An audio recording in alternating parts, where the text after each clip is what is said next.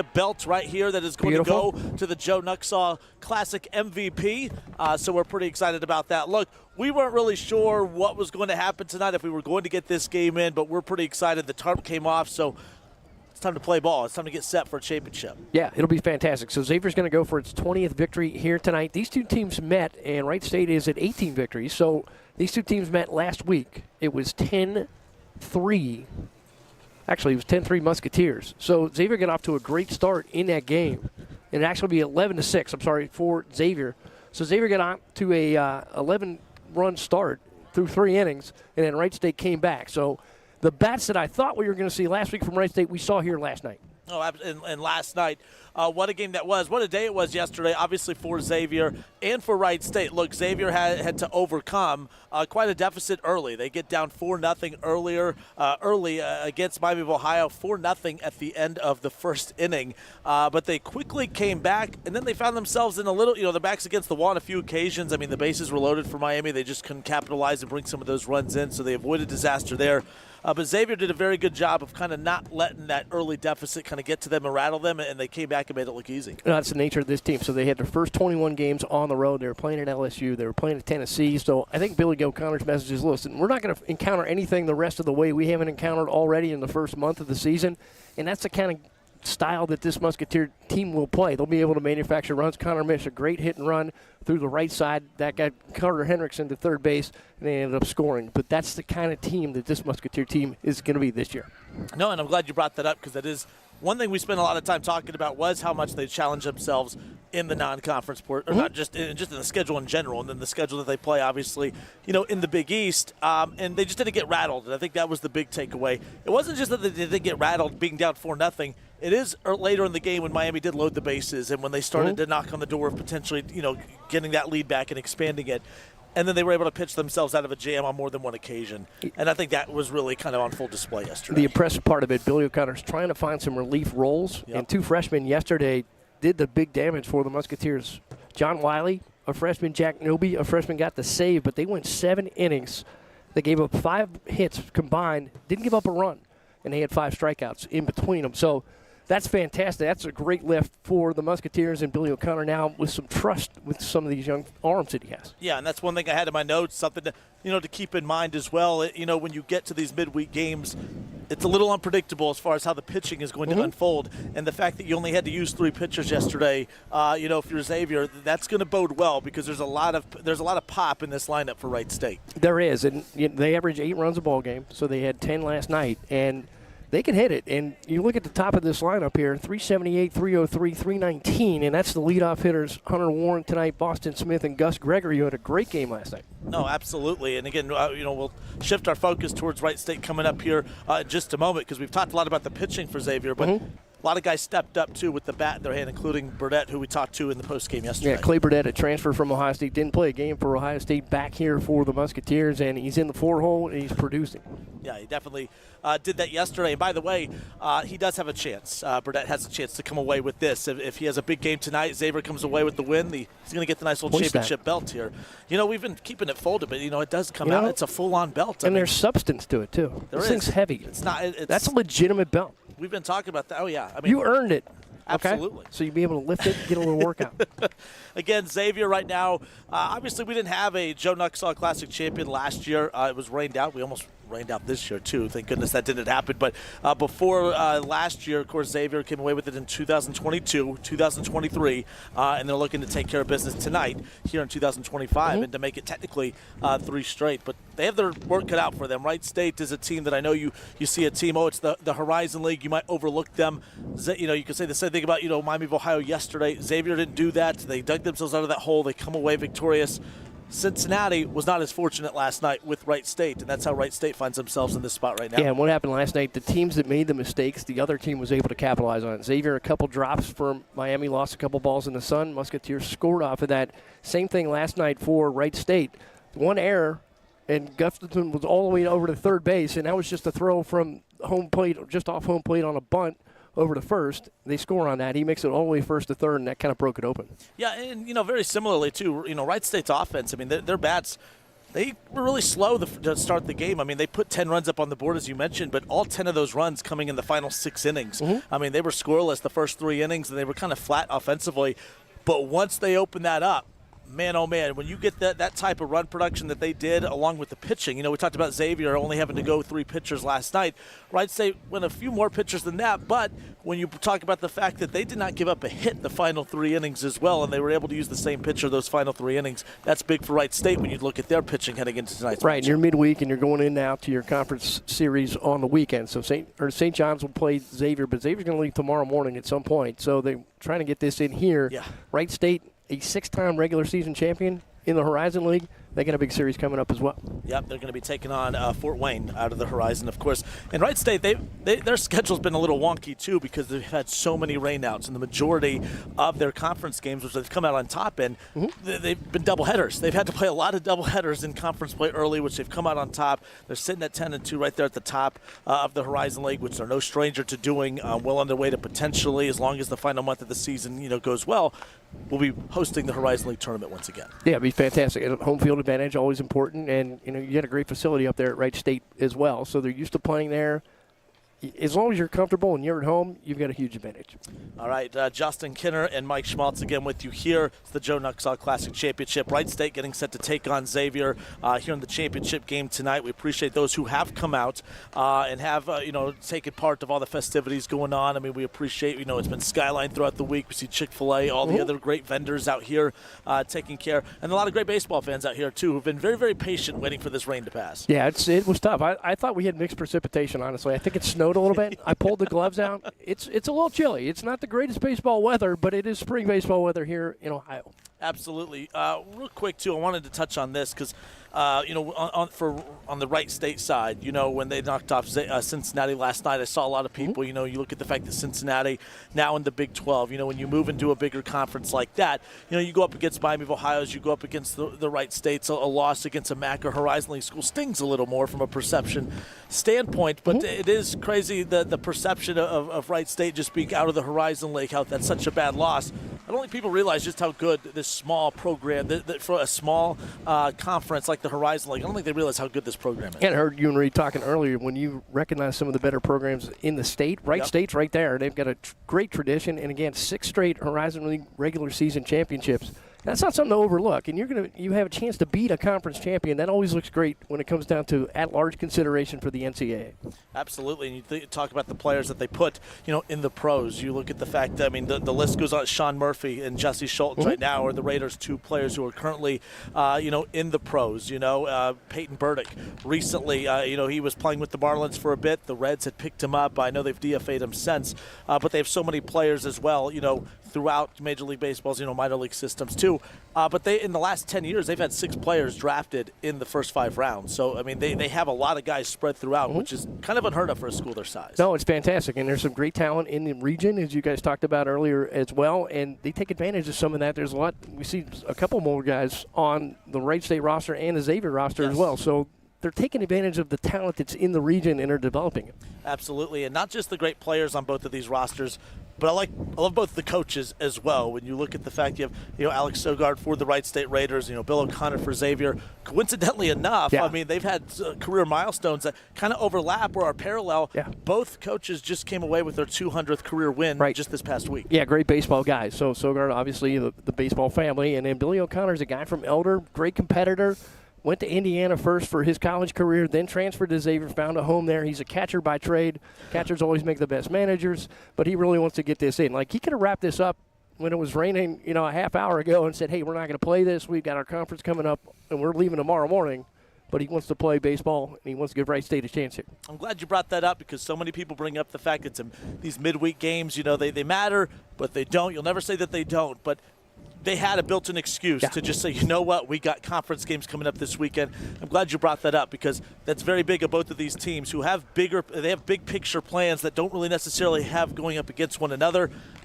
This says a lot about both coaches coming together and saying, hey, we got to make sure we get this game. Yeah, and they've got another game on the schedule. Both these teams, 2 or 3 weeks from now, there's going to be a non-conference game. It's going to be up at Wright State. So, again, Billy, either one of them could have said, hey, we're playing in a couple weeks. We don't really need to stick it out here at Prasco. But they're going to play for this, again, the belt and the trophy. I'm not lifting that trophy. That trophy's heavy. We only have a few more moments remaining here before, of course, we wrap this pregame up. Obviously, Wright State and Xavier both looking to cap off what has been a very fun Joe Nuxhall Classic. I don't know if you caught it last night, but Alex Sogard in the postgame brought up the fact that, hey, they've been doing this for quite some time, the Joe Nuxhall Classic. The most competitive. He believes that this is the most competitive field that he has seen since doing this. Well, absolutely. You look at Miami, beat UC last night. Xavier got pushed by a Miami team, so anything can happen here, and these are great quality rosters that we talked about. All right, how do you see this unfolding as we wrap this up? Well, it's going to come down to pitching, right? And it's going to be cold. So Joseph Chavana is going to take them out. He's a grad student. He's a transfer in from Trinity for the Musketeers. He started a couple of games already this season. He's in with a 4.07, and then Noah Williamson's going to have to hold it down with a 4.66. But I think both of these teams are built for this kind of weather. So you got to manufacture runs, and if you could put pressure on the other team's defense, take advantage of the mistakes they might make, that's going to be the difference. Absolutely. We've seen both teams who coming off games where they had slow starts yesterday. We'll see which team gets off to a fast start here tonight. It's the Joe Nuxhall Classic Championship, the Wright State Raiders, the Xavier Musketeers. We have the championship game coming up next, and later on tonight we find out who wins this awesome belt and who wins the trophy. We have the championship game, Wright State Xavier, next.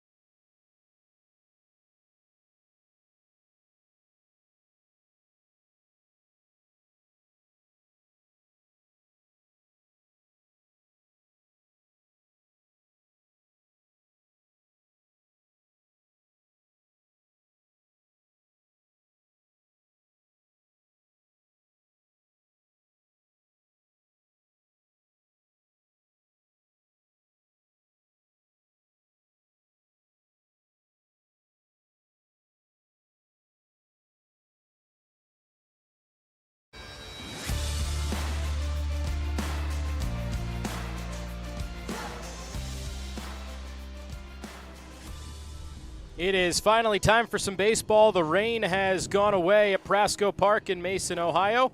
After a nearly 2-hour delay, we're finally set to get the championship game started of the Joe Nuxhall Classic as Xavier takes on Wright State. Here with Mike Schmaltz, I'm Anthony Mazzini. Thanks for joining us this evening. A little bit later than expected, but Mike, we're set to play the championship, and good to have it back after weather prevented a championship game last year, having it back in 2025 as Xavier takes on Wright State. We got pretty close today, and that monitor looks a lot better than it really is out here. It's dark, it's cold, it feels like the middle of November, but these two teams are ready to battle it out. Both coming off a win yesterday. Wright State took down Cincinnati in the nightcap. Xavier took down Miami, Ohio earlier in the day, and Xavier will act as the home team. They will be coming up for their first at-bats in just a couple of moments, sticking with more or less the exact same starting lineup today, Mike, as they did yesterday. And as the old saying goes, if it ain't broke, don't fix it. No, not at all. And it's been pretty solid and consistent here for Billy O'Connor. He's got some newcomers into this lineup. They're starting to establish their roles and establish their spots. And he didn't sub a lot yesterday. So that's a good credit to this starting lineup. Jake Landman's going to lead it off. He hits 279. Carter Hendrickson second at 276. Connor Mish at 296. And then Clay Burdett in the 4-hole for the Musketeers, hitting 299. He's a transfer in from Ohio State. Didn't play last year. He's from Cincinnati Moeller here at beautiful our area. Aiden Anderson, the home run leader last year in the Big East. Jason Jellick, the catcher, new to the team. Isaac Waxman, who's the big power hitter, but he's in at 183, a slow start, but he's hitting 500 in the last couple of ball games, and then Luke Hammond's going to round it out. And the starter for Wright State is going to be Noah Williamson. He was an Ohio State Buckeye last year, made 6 appearances, 1 start on the mound. He's one of 3 Wright State Raiders that have made 10 starts already this season. Comes in with a 4.66 ERA and a 1-1 record. He is coming off what he would call his worst start of the season. An inning and 2/3 allowed a season-high 3 runs against NKU on Sunday for the Port Matilda, Pennsylvania native. These two teams hooked up on the 1st of April last week, and the Musketeers scored 11 runs in the first 3 innings, then didn't score again. Wright State came back with 3 in the 4th, 2 in the 7th, and it ended up being an 11-5 ball game. So the Wright State bats really didn't get rolling. It was a tough start for Braden Schwetzow, who hit 4 batters for Wright State in the opening inning, and the Musketeers were able to capitalize there. But Wright State very resilient. We saw the bats last night that I thought we were going to see last week for Wright State. They come in with a 282 team batting average. So we'll see what Xavier can do with them here in the second matchup. Coming in on a 6-game winning streak and winners of the last 2 Nuxhall Classics. First pitch of the game is fouled off by Lambden. Xavier won the Nuxhall in 2022, 2023. As I mentioned just a moment ago, last year's Joe Nuxhall Classic was limited to just 1 game. So there was no championship. Up and in. Ball and a strike on Jake Lambden. As you mentioned, Mike, 279 the average, a home run, 13 batted in. Lambden yesterday was 2 for 5 against Miami in that 6-4 Xavier victory. Did score a run.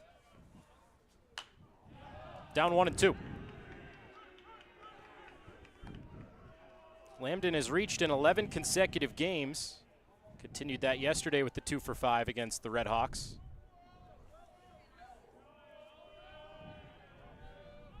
Put together a good sophomore year.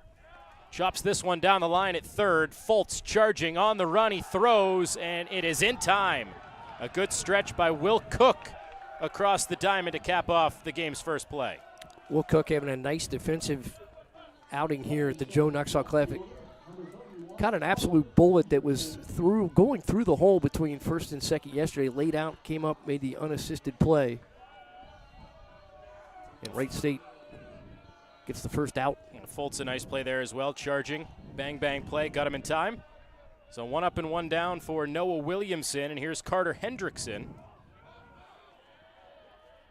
Henderson, a great contact hitter for the Musketeers. He's on a 2-game hit streak coming into this game, 2 for his last 6, 4 runs scored. Anthony's been hit 15 times this season. That's 19th in the NCAA, so he's been reaching any way he can. First in the Big East with those plunks.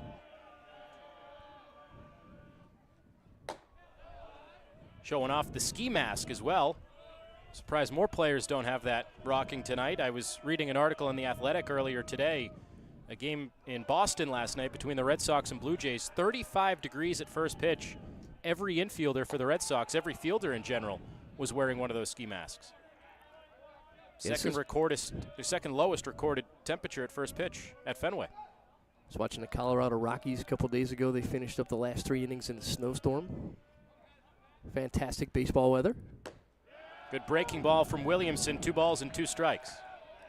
Hey, Williamson coming in quite confident here, right after these Musketeer hitters.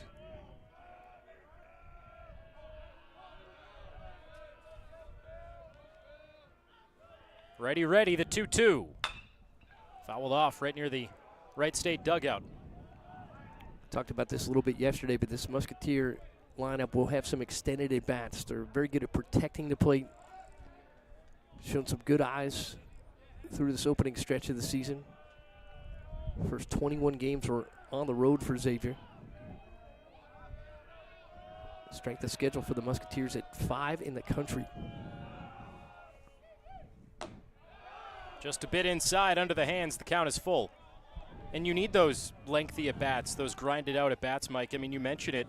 Outside of Nolan Tucker in the starting lineup, nobody else is hitting above 300. So it's kind of a battle of attrition with this Xavier lineup that lost a lot from last year. That's line to left. Thomas over towards the line, and it's over his head, and he slips on the track. Digging for 2, Hendrickson is in with a stand-up double. Yeah, he's one of Xavier's better contact hitters. You saw it right there, and that's why he's up at the top of the lineup. Carter Hendrickson puts the Musketeers in business. Runner in position. A 1-out double for Hendrickson, his 7th 2-bagger of the year. And a man in scoring position for Connor Mish. Ball was rocketed. Fortunately for Dane Thomas out there, that slip didn't result in anything further than what would have already been a double anyway. Yeah, Hendrickson with good speed. He's one of the Musketeers' better base stealers. Pitch is down and away to Mish, hitting .296. He is one of the next closest to that 300 batting average. Burdette to follow at .299. So certainly bats in this lineup you have to be careful with. Mish on an 8-game hitting streak coming into this at-bat. Scored 9 runs, had 12 RBIs. He's 13 for his last 29. Had a great hit and run yesterday that produced a run for the Musketeers. With Carter Hendrickson on base, he knocked one right through the right side. Pick play He's at out. second, and they got him. So Hendrickson caught leaning towards third, and Williamson picks him off at second. Wonderful A-move there from Williamson. Alert play for the Raiders. Raiders are already playing over there with the shift. Braden Bloomquist was playing over at short, but right behind him, the second baseman, Hunter Warren. Big out. So as quickly as Hendrickson gets on second, he's just as quickly eliminated. And now 2 down and the base is empty. Another look at it. And Warren just sneaking in there to apply the tag. 3 balls and a strike on Mish. All-conference second-teamer in the Big East last year. Numbers have gone up for him, at least in terms of batting average. He flies this out to right center. A long way to go for Gregory. And he makes the catch just shy of the track. Ends up being a 1-2-3. Top of the first inning for Noah Williamson. Wright State coming up for the first time.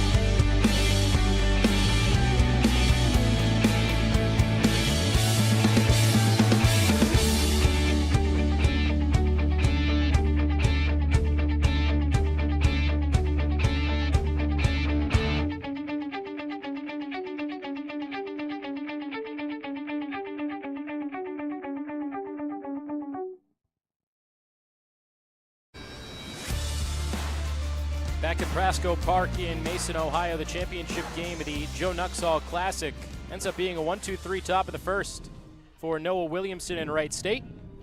And the Raiders coming to the plate for the first time in the ball game. And just as we mentioned for Xavier when we showed their lineup, Mike, pretty much the same cast of characters once again for Wright State. Boston Smith, the DH today, with Nate Manley behind the plate. But outside of that, pretty much the exact same group.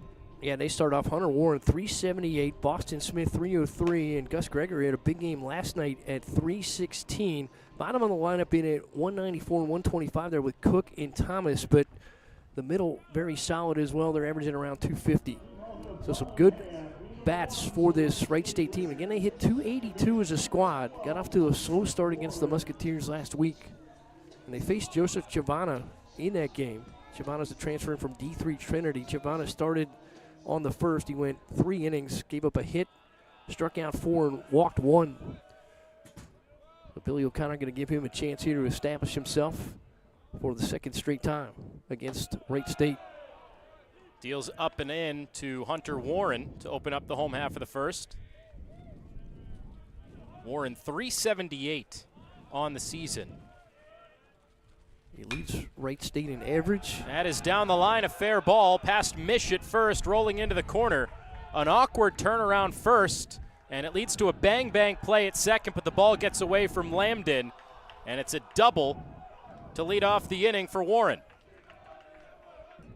Ball just hugged the line and ends up being his 8th double of the year.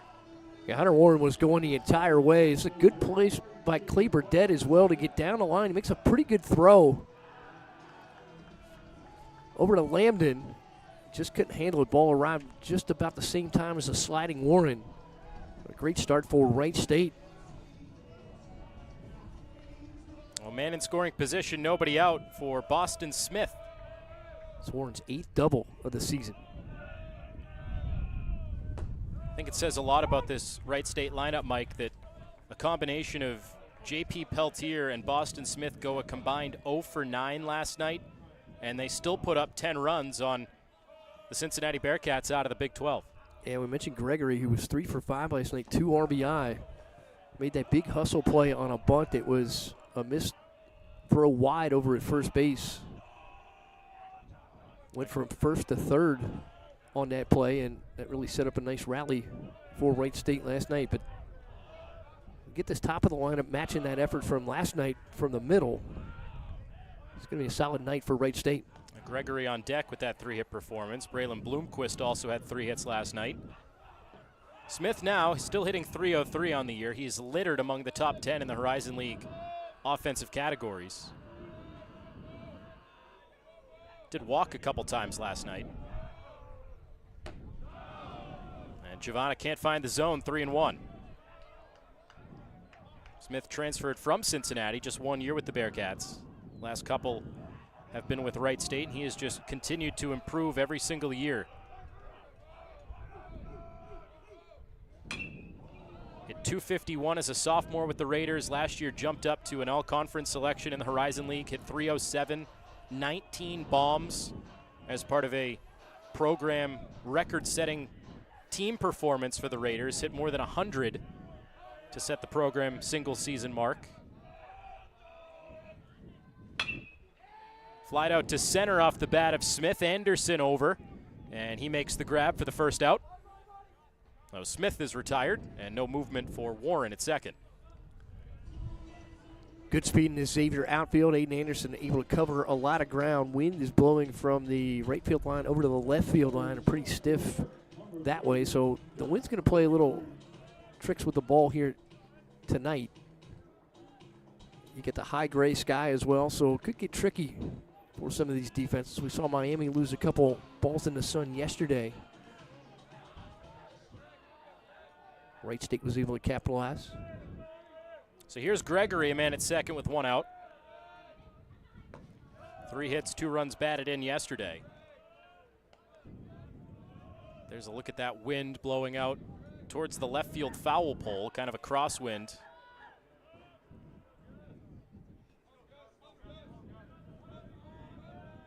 Chavana deals the 1-0. Going to that breaking ball early. Both pitchers, even Williamson for Wright State in the top of the first.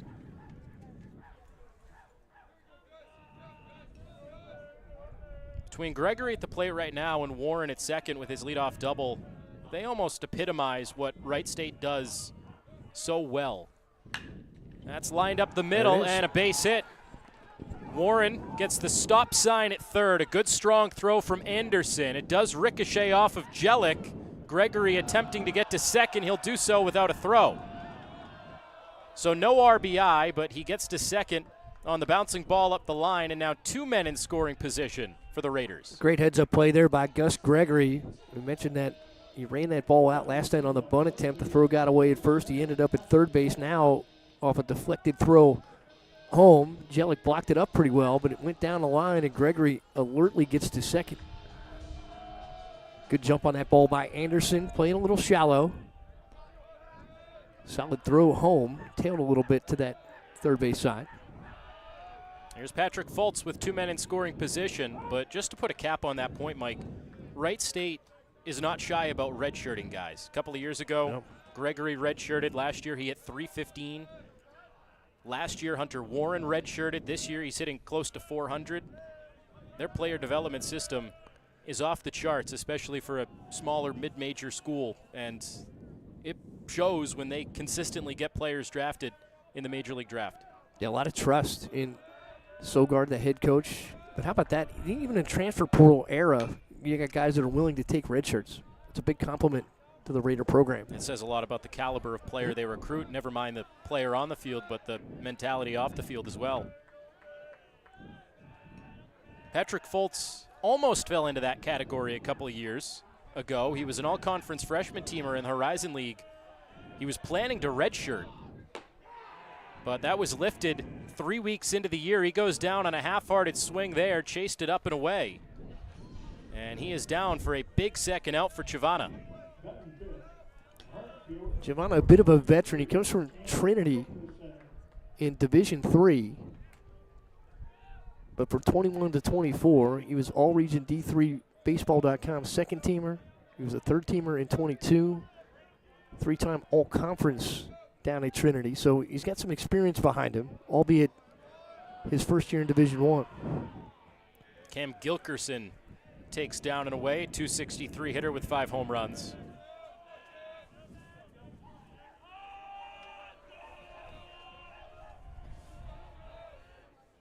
Chavana also tied for second in Musketeers starts this season. Comes in with a 2-1 average. So he's got some innings behind him, 24 and a third coming into tonight.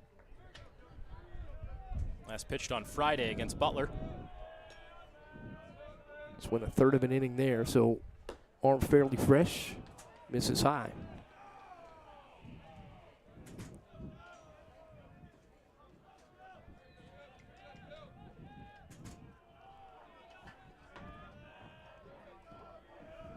Warren at third, Gregory at second. 3-0 count to Gilkerson. And it is dropped. It doesn't get far enough away for anybody to try it, but it does load the bases on the 4-pitch walk. Chavana's first walk of the evening. How big would it be for Xavier to get out of this inning without any runs across for the Raiders?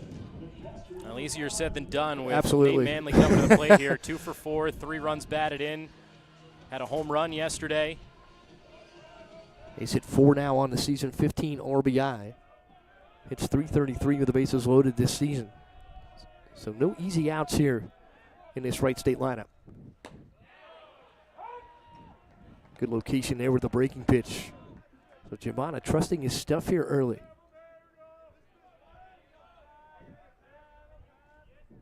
Manley had a great freshman year last year, building on it as a sophomore.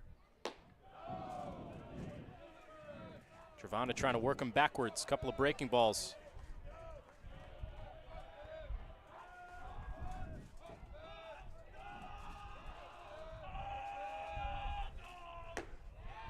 One and two. Good spot again. Outside portion. He's hit 2 over there. Manley from Loveland. So we got 9 Cincinnati Bearcats that participated here in this event from the area. That's lined out to right center, falling fast and down for a hit. Burdett a little bit late on his dive. Warren scores. Behind him, Gregory as well. It is a 2-run single for Manly. He stays hot in the Nuxhall. And Wright State in front 2-0 early. Manly raises that season total to 15 RBI. Musketeers were playing him in. I don't know if Burdett saw that ball all the way off the bat, but maybe a little bit of a late break. Valiant effort on the diving stab, but comes up short. No, he was flat out, got a good break on it. Just nice placement there by Manly to get that down. And now some action on the bases. Has Chavana confused. Gilkerson back to third, and the decoy gets Manly up to second base. Well played here by Wright State. And as soon as Chavana stepped off to fake over to third, Wright State dugout yelled balk, and I'm sure that got into the head of Chavana as well. So 2 in scoring position for Bloomquist, who also had a big day yesterday. 3 hits, drove in 2. Building on what was a good weekend against the Norse of Northern Kentucky. He gets jammed, but muscles it out to the outfield for another knock. 2 more runs are going to score, and Wright State a 4 spot in the first inning. RBI hit for Bloomquist. Raiders manufacturing runs. This is textbook on a tough, cold night. It's exactly what you want to do. Get out on the front foot early. Mentioned they went down 11 of the Musketeers last week through the first 3 innings, but were fought back in the later innings. It's got to be refreshing here for Wright State based on that performance to come out here and put up 4 early. Still some work to do with just 2 outs. Will Cook at the plate. And he grounds it, and a great pick over there on the dive. Hammond to his feet, but his throw is late. A great stab to get to that baseball, but could not recover and make the throw in time. It's an infield single for Will Cook to extend the inning. Great play to stop that ball by Hammond. He knew he didn't have a whole lot of time as he had a range to the backhand side and pulled Mish off the base over there at first. That's the 5th hit of the inning for Wright State. What a pick, just not enough time to get the throw over on time or accurately. Billy O'Connor out here with a visit to his infield.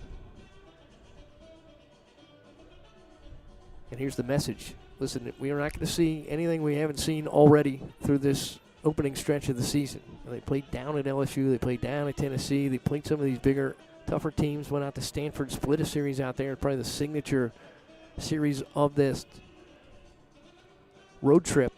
21 games on the road. Don't forget Vanderbilt. And Vandy. Maybe the cream of the crop there in terms of college baseball. Got Vandy a couple of years ago in the regional down there.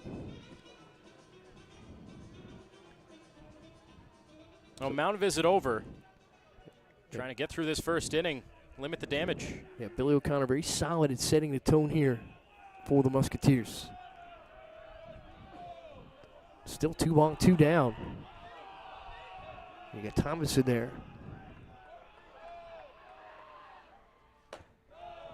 Up and away, ball 1 to Thomas, hitting a $125 on the year, 6 batted in.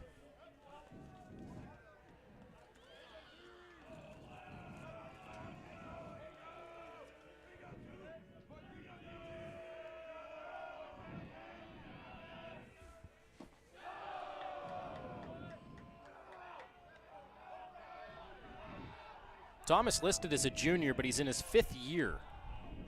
See that more and more nowadays as you get through some of the final COVID year guys, but Thomas really doesn't even apply for that. Redshirted in 21 and then 4 games before a season-ending injury in 2022.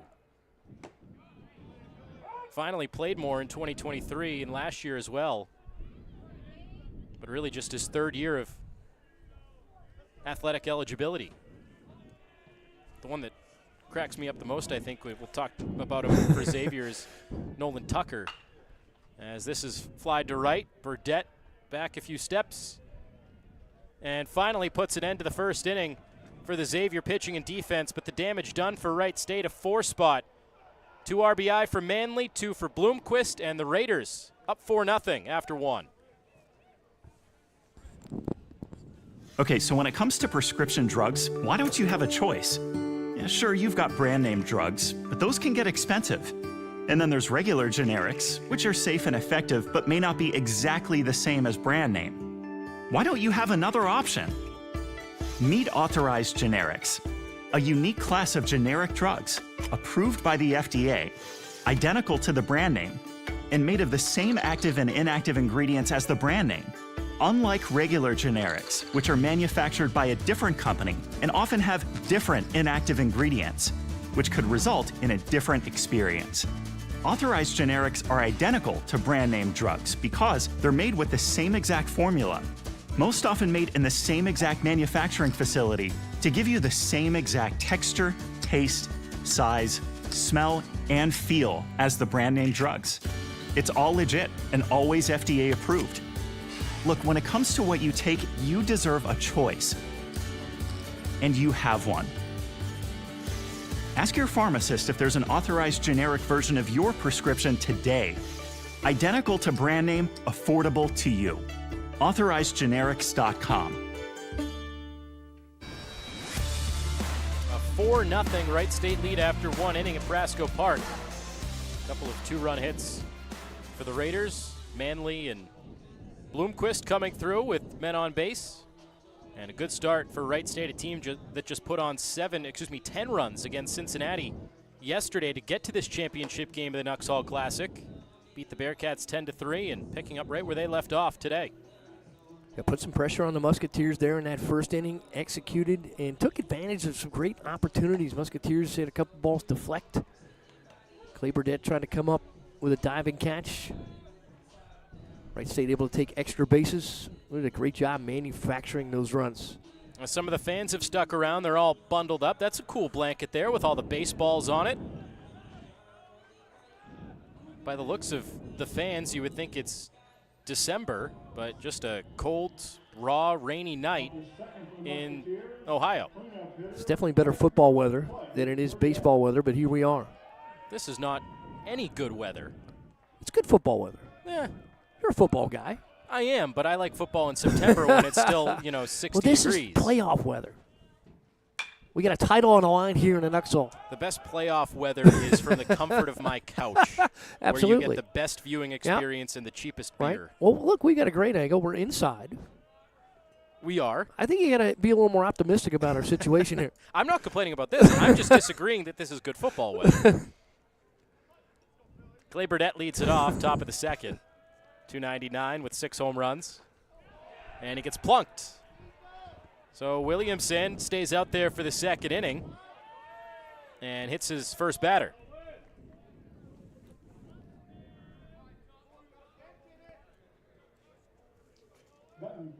Second baseman, Nolan Tucker. Well, Burdett aboard to open up the top of the second, and here's Nolan Tucker. I alluded to him at the end of that last inning. I'll get to that in a moment. His 6th season of college baseball. Yeah. The best hitter for Xavier through about the halfway point. 358 on the season. But what cracks me up about Tucker, and certainly not his fault, he was named a freshman All-American in his 3rd season of college baseball. So Valparaiso. 16 starts in 2020 before the pandemic shut everything down, and then 4 games before a season-ending injury in 2021, and then finally 2022 at Valparaiso, freshman All-American. How can you be a freshman All-American 3 years into college? Oh, he's fantastic. He's a good talent. Look, he's hitting 358. I'm not denying the talent. I'm saying freshman All-American. It made me laugh. Missouri Valley Conference first-teamer that year as well. See? The All-American point I'm not disputing, but it's the precursor, just as a freshman All-American. Well, freshman can be All-American. Somebody's got to be the best in the class. Oh, he's been a great addition here for the Musketeers. He's shown some power to the alleys, right center field. And for him to be leading this average for Xavier, 358, really come on here of late. 7-game hit streak coming into tonight, 13 for his last 28. Reaches for that one and bounces it back to Williamson. And an underhand flip to first retires Tucker. Burdett up to second with now 1 gone. Tucker at least able to move the runner there, taking advantage of his left-handed batting position just to pull that down the line. Clearly didn't get a lot on it. Musketeers with a runner in position now. So Burdett at second. That brings in Aiden Anderson. Powerful center fielder for Xavier. Power a bit down for Anderson this year compared to last year when he hit 18 home runs. Yeah, that led the Big East last year for Aiden. He's into tonight on a 4-game hit streak. 2 for 4 yesterday.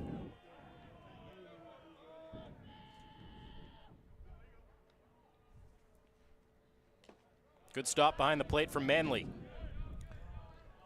It's a little bit of a different lineup this season for the Musketeers. They had Matt McCormick last season, the big power hitter in the 4-hole for the most part. So you have to think that some guys down the line are seeing a little tougher pitches than they did last year, because you pitch around McCormick, then you try to come after the hitters after him. And McCormick, I mean, that's not the end of the list either. Matthew Dupre, Grant Stevenson, Jared Cushing was an all Big East selection. Tyler DiMartino, who had some big years.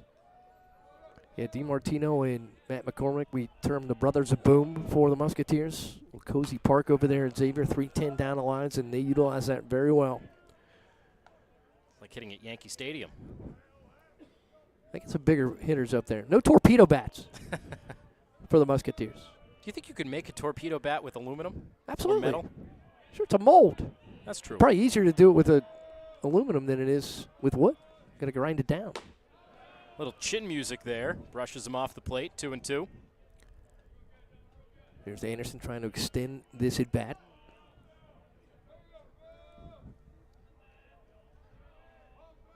It's .324 with runners in position this season.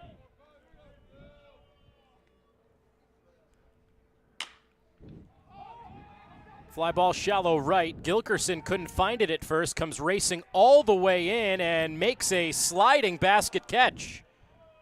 I don't think that needed to be as theatrical as he made it, but he couldn't find it at first, and you saw the wind take his cap off.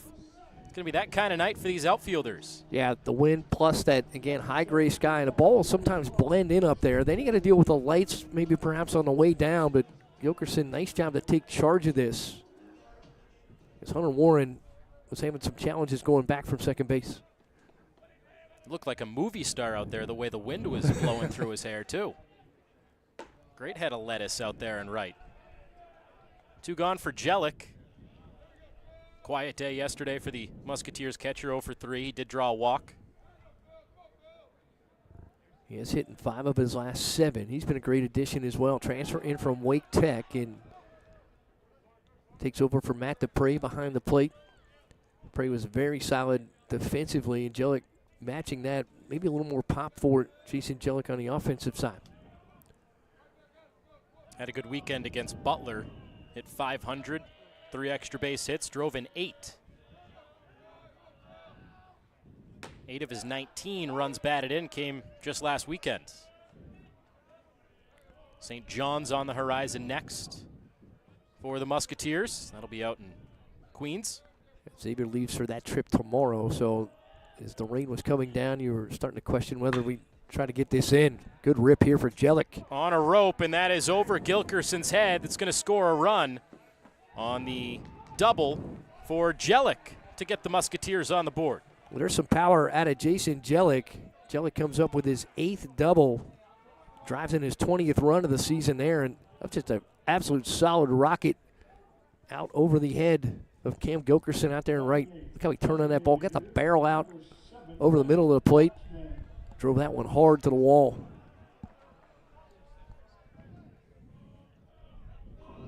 So an answer for the Musketeers.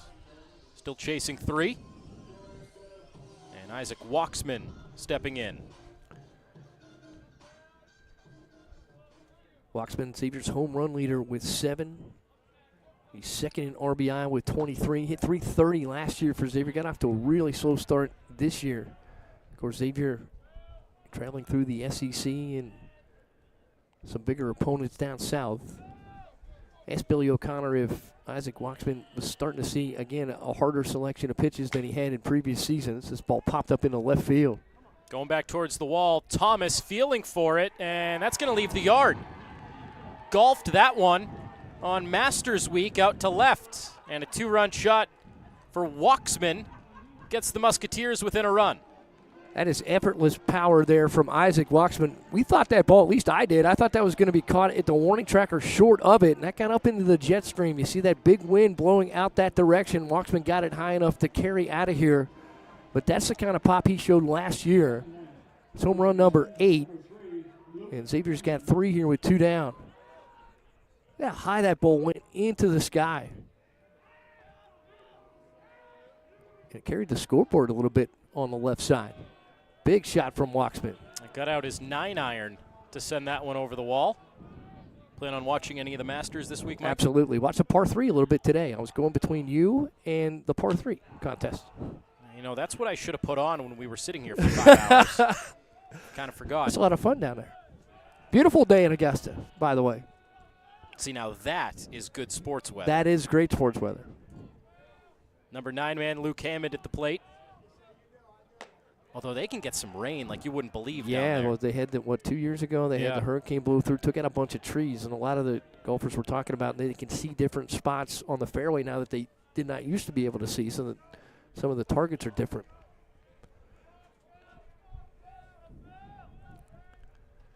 You could put me on Augusta National before, during, or after a hurricane. I wouldn't know the difference anyway. So, I put 5 in the drink on the first hole. Yeah, Marty Smith last week, he's the ESPN reporter, sent out a tweet, which hole would you want to play? I picked number 10 because basically if I'm going to top it, it's going to go downhill, and it's going to roll for a while. And then I could putt it when it gets to the bottom of the hill, maybe up to the green. This ball's hit well to left again. Thomas back, and Xavier goes back to back.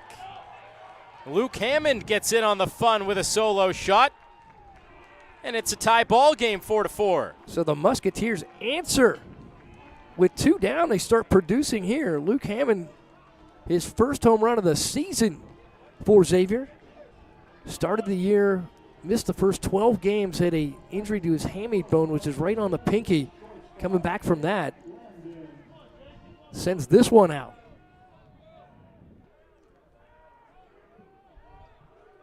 You talk about the Musketeers' dimensions at Hayden Field. They're about 355 to the gaps. This is 385 out there. These are no doubters going out of Prasco.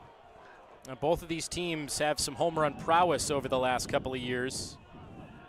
Mentioned Wright State setting the program mark. Xavier did as well a couple of years ago. Back to the top of the order for Lambden. Musketeers last season as a team hit 22. That's not right. It's 32 last year.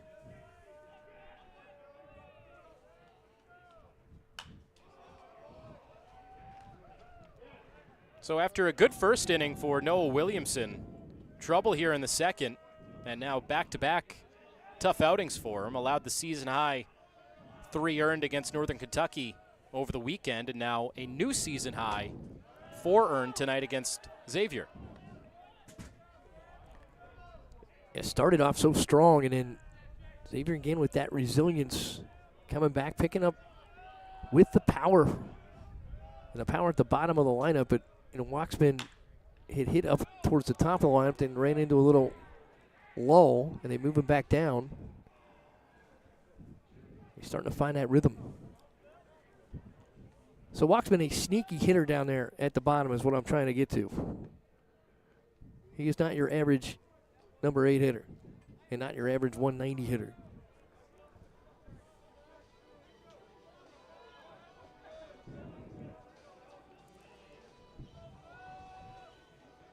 This inning started with a hit by pitch and then 2 consecutive outs.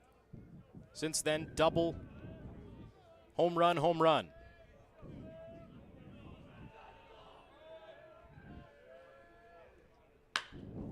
Over to third, picked there by Fultz. Long throw is in time. But a 4 spot for Xavier. They tie it up on back-to-back home runs for Waxman and Hammond.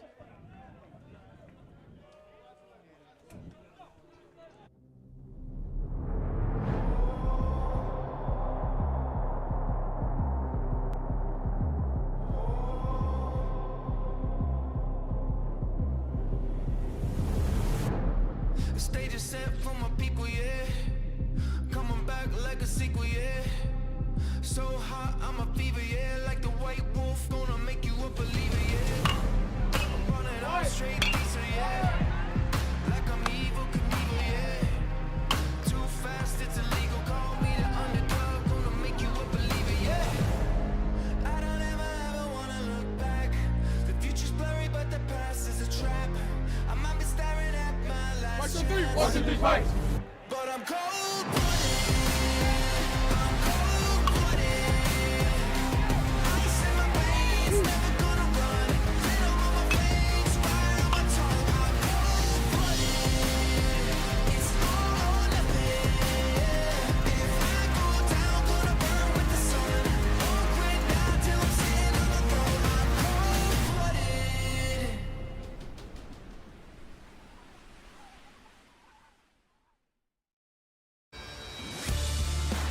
Back at Prasco Park, a much later start than we anticipated for this championship game of the Joe Nuxhall Classic. It was scheduled for 6. Didn't start until 7:45. Mother Nature had some different plans. Hey, we got 8 combined runs through an inning and a half. This is definitely good for prime time, so we had to move this back because we knew this was coming. 9 combined hits for both teams. Grab your cup of coffee or a Bang energy drink or something, because at the rate we're going, we're in for a... We might be here for a minute. Yeah. But if it's going to be entertaining, let's, take as long as we need. Well, you just mentioned it, Mike. Chavana, after allowing the 4 runs, catches a bit of a break with his offense, spotting him 4 to tie the game. So Billy O'Connor rolling him back out there for a second inning. Again, last week just gave up 1 hit to this Raider offense through 3 innings. Bouncing ball up the middle, and Lemden takes care of that, although I'm sure a little bit closer at the back end than he would have liked. A stretch for Mish to hold the bag. Yeah, Connor Mish getting some tests over there, making sure he's stretched out here on a cold evening.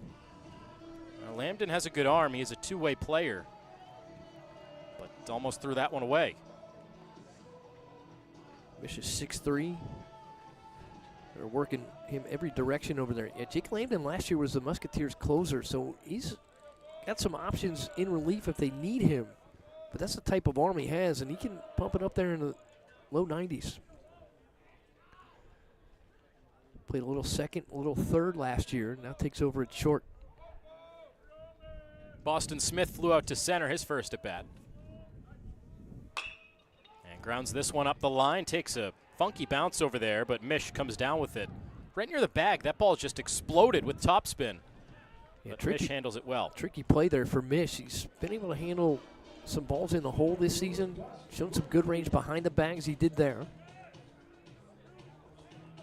2 gone, counts. back to back in the second.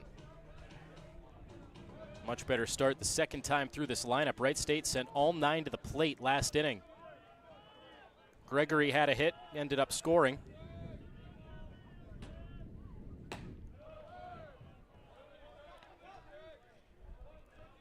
Similar start to this game in terms of what we saw yesterday between Xavier and Miami. The offenses were active in the first half of the game, and then the bullpens really shoved in the middle part of the game. Xavier later in the contest ended up getting 2 runs, and that proved to be the difference in the 6-4 win against the Redhawks. Even in the Wright State Cincinnati game, the game got out of hand in the middle to late innings. It's kind of an opposite trend for the Raiders. Giovanna comes in there for a strike. I think the big story yesterday for the Musketeer pitching is the 2 freshmen. John Wiley went 4 innings, 3 hits, no runs. Jack Noby went 2 innings, 2 hits, no runs, and they struck out 5 combined, and that really saved the bullpen for the upcoming series with St. John's. And tonight, Jake Lamden ends up making a couple of plays, and the Raiders go down 1-2-3 in the second.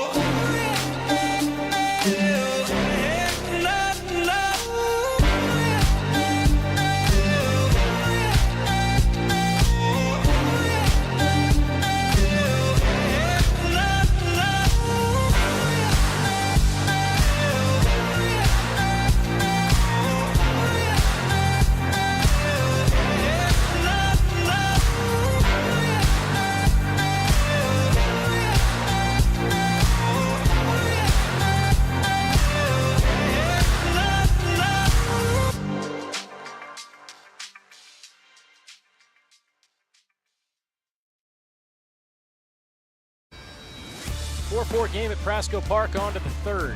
And Wright State going to the bullpen for the first time for either team in this game. 2 innings for Noah Williamson allows the 4 runs last inning.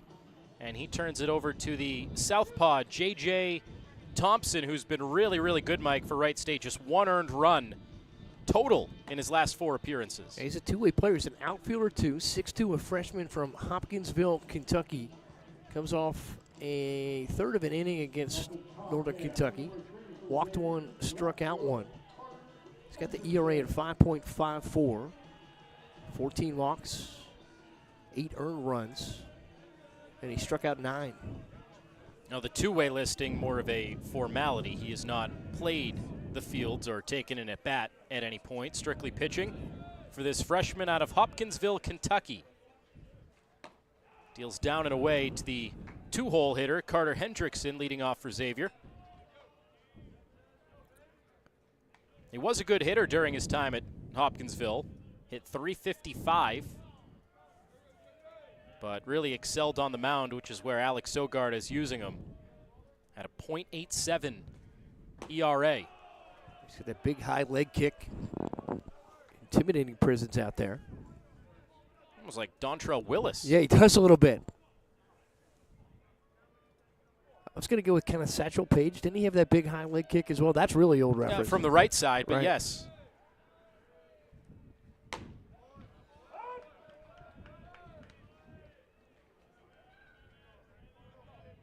Hendrickson doubled in his first at-bat and then was promptly picked off at second on the good move from Williamson.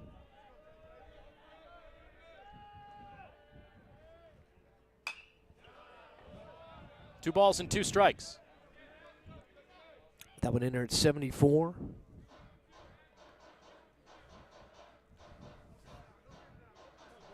Thompson just trying to get established here.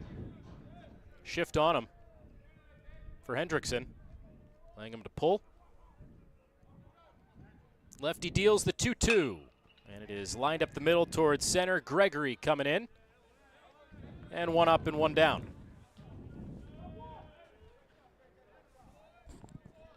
Nice first hitter there for Thompson. Settled in, got a fly ball out. A good start for the lefty. Deals with Connor Mish now. A good look at it there. The breath, you can see it coming out of all these players' mouths on a cold, raw night here at Mason, Ohio. Championship game for the Joe Nuxhall Classic. A 4-team competition that has been played since 2009. And every year it has involved the same 4 teams. Cincinnati, Miami, Ohio, up in Oxford, Xavier, and Wright State. Yeah, great event honoring, of course, the memory of Joe Nuxhall, youngest to ever play in the major leagues at age 15. Of course, a longtime analyst for Reds Radio alongside Marty Brenneman, but great way to showcase the talent in this region. It's just a fantastic event. Beautiful setting here at Prasco Park. Great way to showcase the talent when the weather allows for it. Football weather. Last year limited to just the 1 game, as we mentioned. Yeah, today shortened up a little bit. What was going to be probably a great finish. Yeah, if you didn't get a chance to tune in earlier, it was 6-5 Miami against Cincinnati in the consolation game on to the 5th inning. But it never continued. Put the tarp on the field, and shortly thereafter, the rain started to fall and continued to fall for about 3 hours with not many pockets of relief. No, it did not look promising for a while. That is down and in, ball 4, so Mish comes all the way back and works the walk. Yeah, solid at bat there for Connor Mish to reach 1 down. Just what you talked about earlier, Mike, grinding out at bats.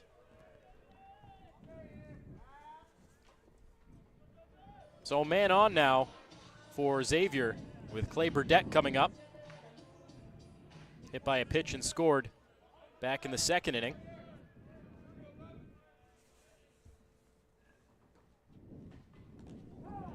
And he gets hit. Well, Burdett has been plunked a pair of times. Yeah, Burdett might have leaned into that one just a touch there. with the lead leg. But he'll take it. Get on any way possible. And it's going to give Golden Tucker a shot here, the average leader for the Musketeers.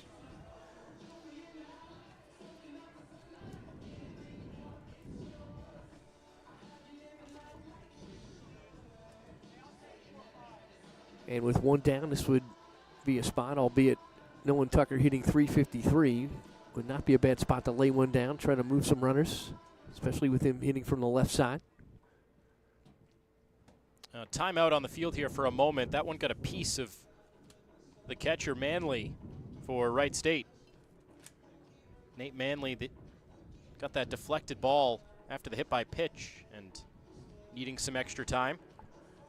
And any contact you take from a ball, either off the end of the bat, off your chest protector, is going to be amplified here in these conditions.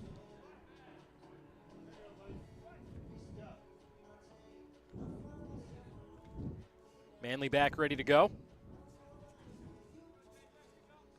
Got checked out by the training staff. You just saw it on that ricochet. Yeah, it looked like he might have caught it on the wrist, maybe above the glove. Definitely a portion of the body that was exposed for sure. He's good to keep going, showing bunt here.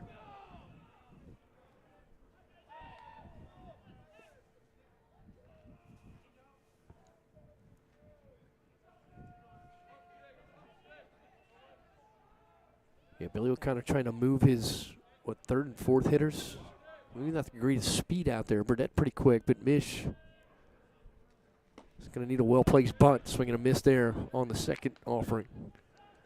1-1. That tells me, Mike, that the first one was more of a distraction than anything else. Well, put a thought in the head, and Folt's playing a little bit in there at third. He's even with the bag, but a little closer to the infield grass.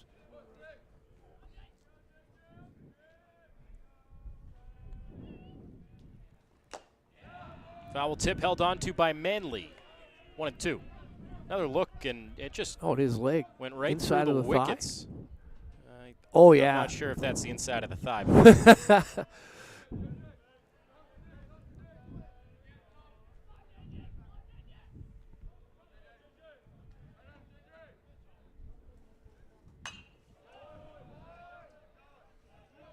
A lot of us can relate to that one, I'm sure. Yes, that's not fun.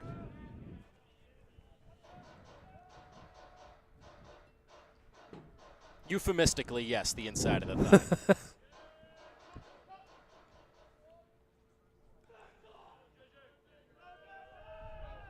Thompson trying to settle in here after retiring the leadoff man. Next two have reached his 1-2.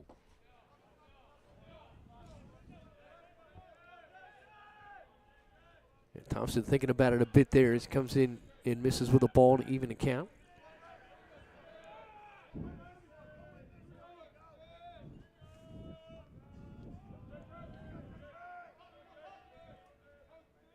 Mish hasn't stolen a base this season. Burdett is 6 for 6, so there's my point about speed here on the base pass. Outside of Cincinnati in this tournament, the other three teams aren't really base stealing threats, especially Miami. Xavier every now and then, but Billy not as much. Good with picking his spots. Are big believers in putting pressure on the defense. Trying to take advantage of traffic when they can get it. Swing and a miss.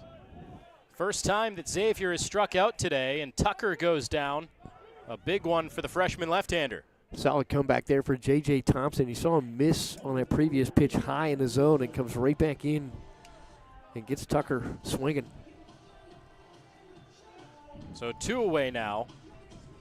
Thompson 1 out away from getting out of the jam. Has to deal with Aiden Anderson.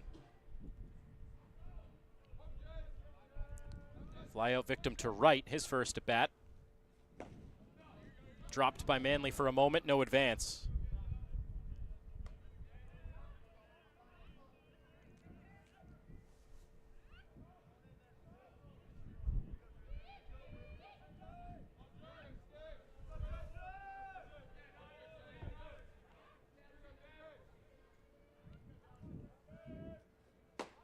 Good breaking ball. 1-1. Yeah, excellent spot there.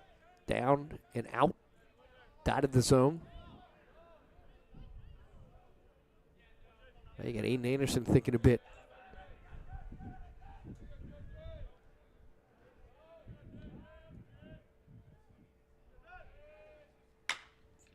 Pulled out to left. Thomas has it lined up.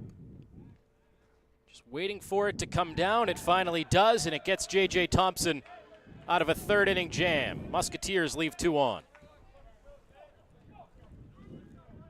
You get to be a champion through hard work and making smart choices. Wright State University is the smart choice for the next generation of champions. Get a world-class education that will prepare you for a terrific career.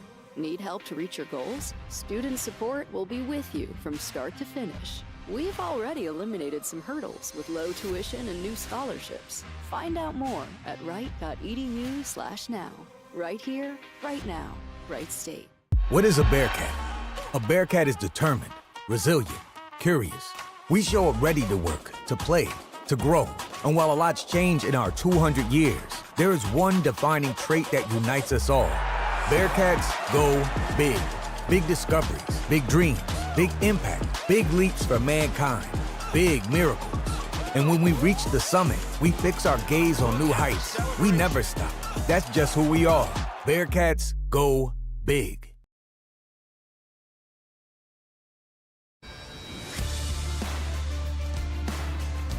4-5-6 coming up here for Wright State, home half of the third inning. Fultz, Gilkerson, and Manley, the three expected in a 4-4 ball game. Championship game of the Joe Nuxhall Classic. The 16th year of this tournament. Xavier has won the last 2 in which there has been a championship crowned. Trying to technically make it 3 in a row. You know, the nice part about it, this event is an actual tournament, so the winners are going to play the winners. It's just not like the multi-team event where you kind of round robin in, everybody plays everybody. You're playing for advancement here. A little something on the line. You get to this point in the season, these teams have likely already played one another. Yep. Cincinnati had already played Miami twice. These two teams have already played once as Fultz leads it off for the Raiders. They got another one scheduled later up at Wright State. The Cincinnati and Xavier had not played against one another, but they're scheduled to do so twice in the next couple of weeks. Right. So sort of the extended series, right? Surprisingly, Cincinnati and Wright State not scheduled to play outside of this tournament. That's been the way it's been the last couple of years.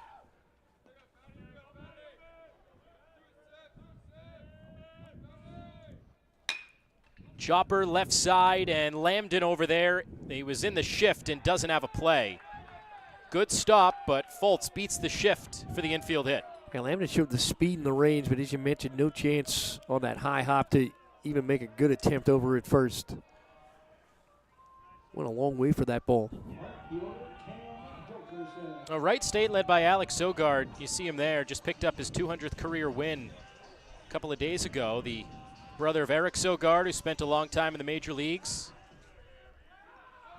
But Wright State's become one of these teams, Mike, that it's almost like a VCU in college basketball. You've become such a good mid-major team that nobody wants to play you because you have something to gain in terms of if you get a win, that's going to be a good win on your resume, but there's also a chance that they're going to pick off a Power 5, or I guess now a Power 4, a Power Conference type team. A lot of Power Conference teams are scared to play a team like Wright State. Yeah, but you look at it the other way. If you do happen to beat them, right, they are going to be a conference champion. They won 6 regular season titles in a row. So it doesn't really set you back all that much. Now the Horizon League, not the RPI, the Big 12, maybe not as high as the Big East either. But same situation with Xavier. They're going to be a contender in the league nearly every year.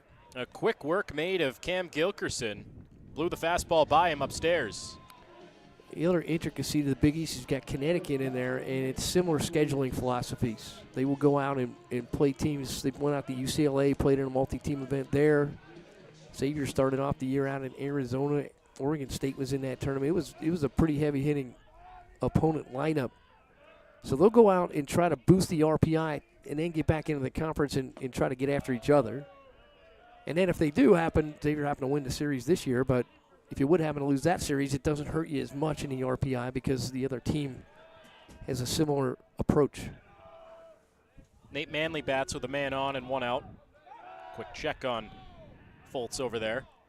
And one thing you cannot question or deny about either of these teams, either of these head coaches, is their willingness to play top flight competition outside of their conference.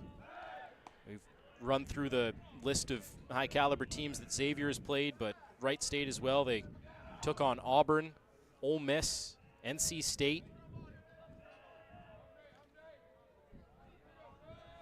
They're set to play Purdue-Fort Wayne this weekend at Nischwitz Field, and that will wrap up the first run-through conference action.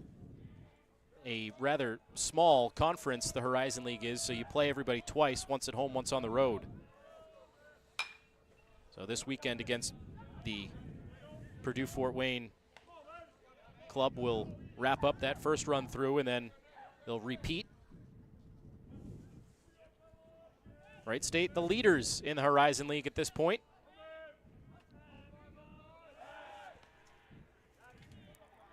Wright State 32 victories last season. Musketeers had 30, and Xavier thought it had a decent chance at an at-large bid to the NCAA. Didn't get it. And Billy O'Connor said, all right, we're going to change that. We're going to go out and play the world. Xavier's actually going to finish up its last 3 games of the regular season before they come back here for the Big East tournament up at Penn State in a 3-game set. That's a new opponent for the Musketeers. Ground ball over to short, Lambden. This could be 2, second for 1, throw to first, and it is a twin killing. 6-4-3 to get out of the third for Xavier.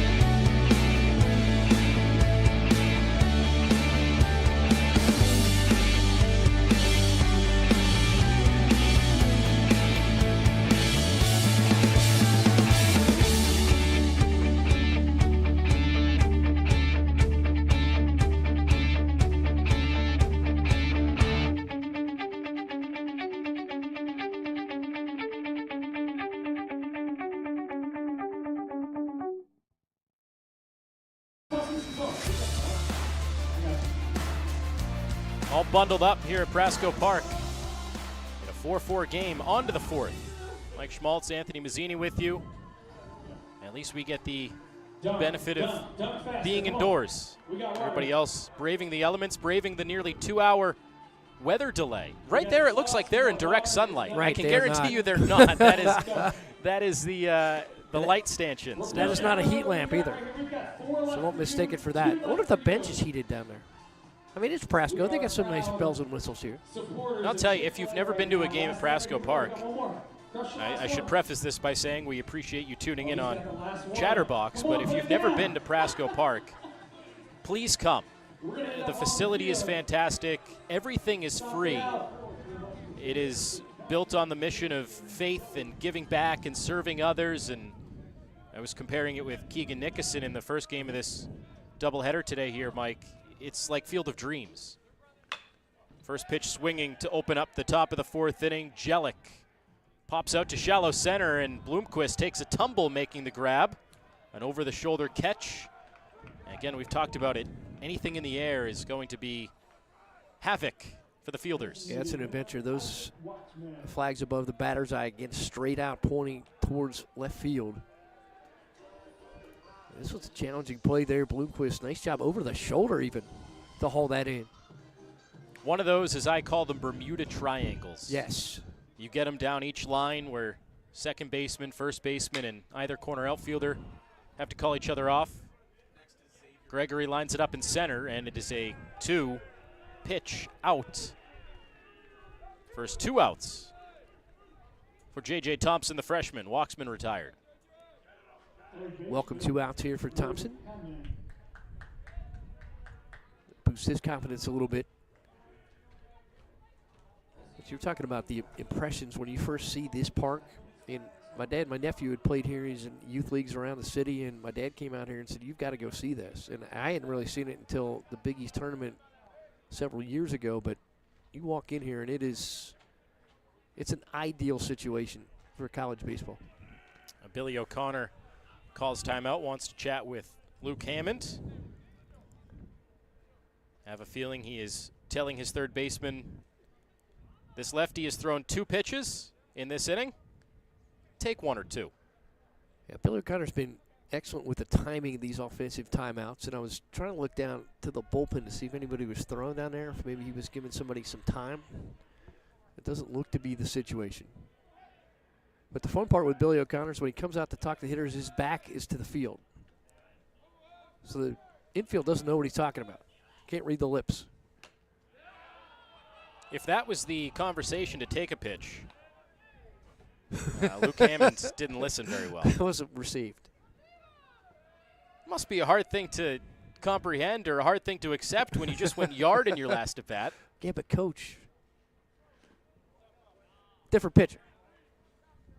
Billy O'Connor has done one heck of a job. He earned himself a contract extension in the offseason that'll guarantee him to be with the Musketeers through the next handful of years through the 2028 season. So this year and then 3 more under contract. He's had a player drafted every single year outside of the 2020 season. Yeah, fantastic job of finding the right style of player for him, and then the right style of player that can come up here and hit in these kinds of conditions. And he really just asks his guys to compete every out, every at bat. And that's what he's looking for, consistent competitors. Hammond chases that one outside the zone. Count even at 2s. Top of the order on deck for the Musketeers.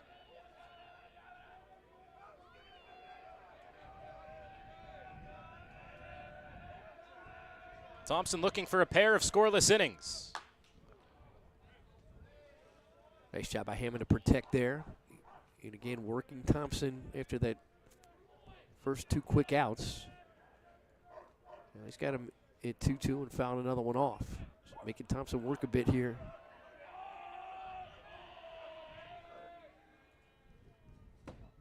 That is an excellent breaking ball, and it freezes Hammond.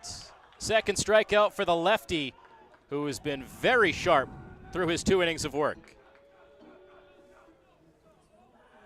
Okay, so when it comes to prescription drugs, why don't you have a choice? Yeah, sure, you've got brand name drugs, but those can get expensive. And then there's regular generics, which are safe and effective, but may not be exactly the same as brand name. Why don't you have another option?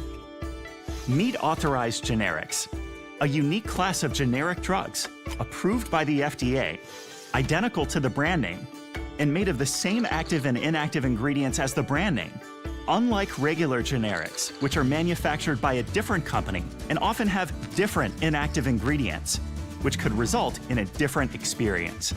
Authorized generics are identical to brand name drugs because they're made with the same exact formula, most often made in the same exact manufacturing facility to give you the same exact texture, taste, size, smell, and feel as the brand name drugs.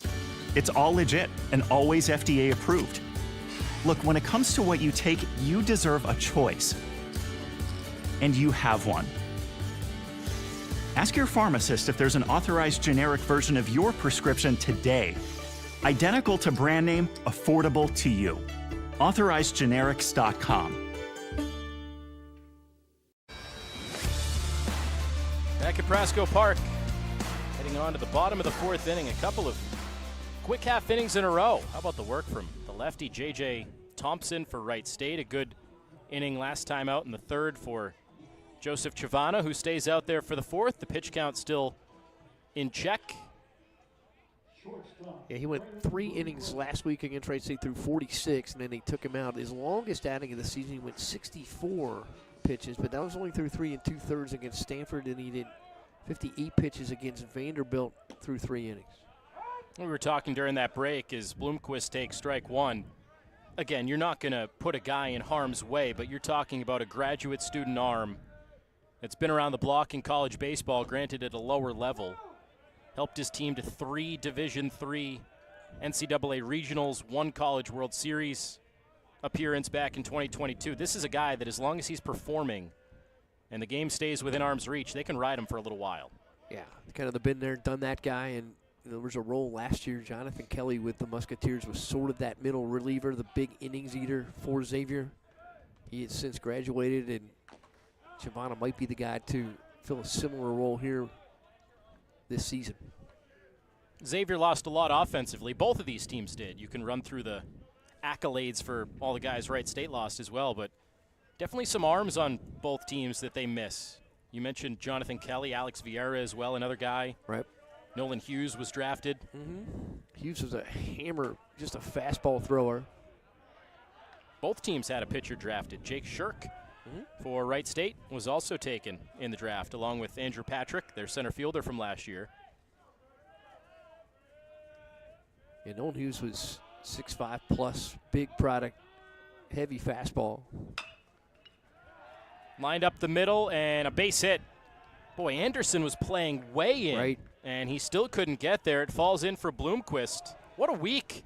3 hits yesterday, 2 more again today in 2 at-bats. Yeah, the Musketeers analytically playing pretty well, but Wright State's been able to beat the shallow outfield twice now. Of course, you don't want to try to overplay that. That ball gets to the wall, and then you get big trouble. And Bloomquist hit .333 against Northern Kentucky over the weekend and has added 5 more hits this week. Strike 1 on the breaking ball in there on Will Cook. Now, all this talk about the Raiders, they're going to redshirt guys. They're going to wait and make you wait your turn, and then you'll explode as a redshirt freshman or sophomore. Certainly not the case for Bloomquist. I think that speaks almost as much as it does to recognize, hey, a player might need a red shirt and then we'll develop him. Alex Sogard also recognizes, hey, we got a freshman that can contribute right away. Right. He's not just going to redshirt you for the sake of redshirting you. No. And you want that bat in a lineup. You want his range on the middle infield. Bloomquist, the freshman from St. Clairsville, Ohio. Clark, a junior from Miamisburg. First year with Wright State after 1 at John A. Logan College and 2 at Louisville. Only played 1 year due to injury. That's down 2-2. He's a good player with the Cardinals in the ACC. Then elected to go to John A. Logan for a year. And now finds his way to Wright State.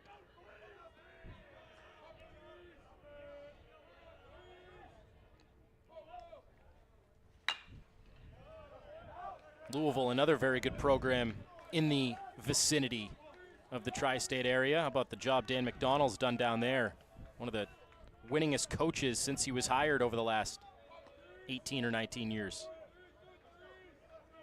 A lot of good baseball in this area, even beyond these 4 teams in this Nuxhall Classic. Bounced weakly back to the mound, only play is to first. So Clark retired. Gets Bloomquist into scoring position with 1 out. Good play by Chavana there to take his time, make sure he made the good throw over to Mish. Didn't surrender the base, but he gets the out. Now, Wright State has not scored since their 4 spot against Chavana in the first inning. Threatening to do so here with Thomas at the plate.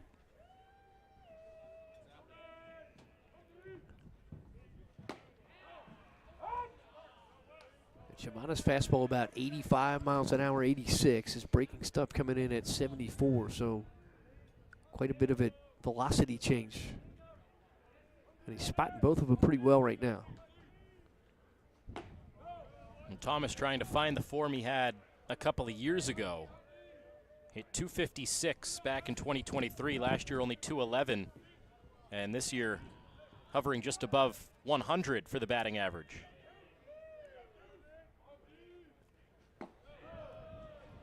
Another thing you'll notice about Wright State, if you look up and down their roster, very infielder heavy.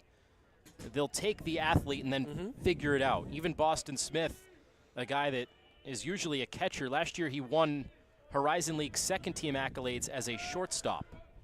If you can play and you're an athlete, they'll find a spot for you on the field and in the lineup. But only true 2 outfielders listed for Wright State, Thomas being one of them.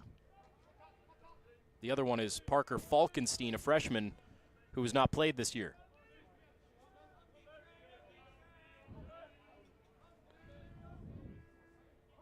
Two-two to Thomas. He slaps that one just wide of third. Rolls down into the bullpen where it has turned into a seating area for Wright State. A couple of players getting off their feet.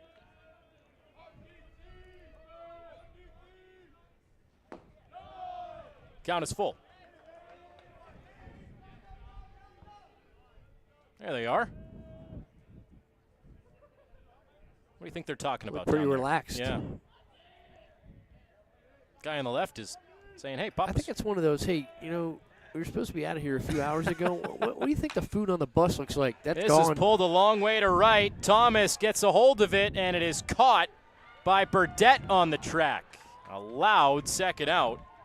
Bloomquist scampers over to third, and Thomas just missed one. He put a big charge into that, and you wonder how much the wind maybe pulled that back just a bit. It's blowing across from that right field line, and Clay Burdette hangs with it, takes some contact off the wall, but this looked like it was headed for the grandstands when it left the bat.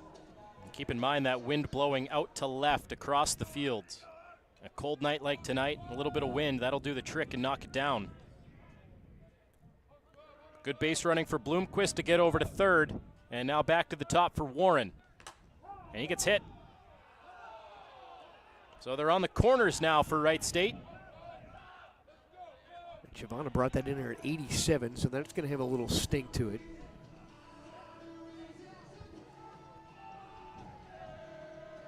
And now he's up to 65 pitches. He's getting close to his longest season outing here. Actually, this would be it. So he threw 64, was his previous best. You have to think that the Musketeers would love to get through this inning and start fresh in the fifth. Yeah, this is a good, solid start here. And again, going into an important series with St. John's this weekend, you want to get as much length out of Chavana here as possible. St. John's, record-wise, first in the Big East, but they have only played one conference series. The Musketeers have played 2. They're 5-1. The Johnnies are 3-0. Fly ball left center. Anderson ranging over, and he calls off Hendrickson to put a bow on the 4th inning. Raiders leave a couple on, and we stay tied at 4.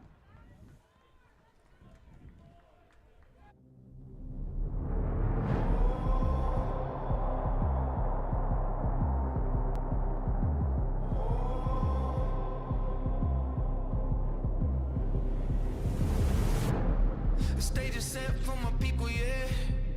Coming back like a sequel, yeah.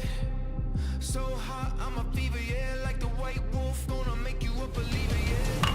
I'm running all straight pizza, yeah. Like I'm evil Knievel, yeah. Too fast, it's illegal. Call me the underdog, gonna make you a believer, yeah. I don't ever wanna look back. The future's blurry, but the past is a trap. I might be staring at my last chance. 1, 2, 3, fight! But I'm cold.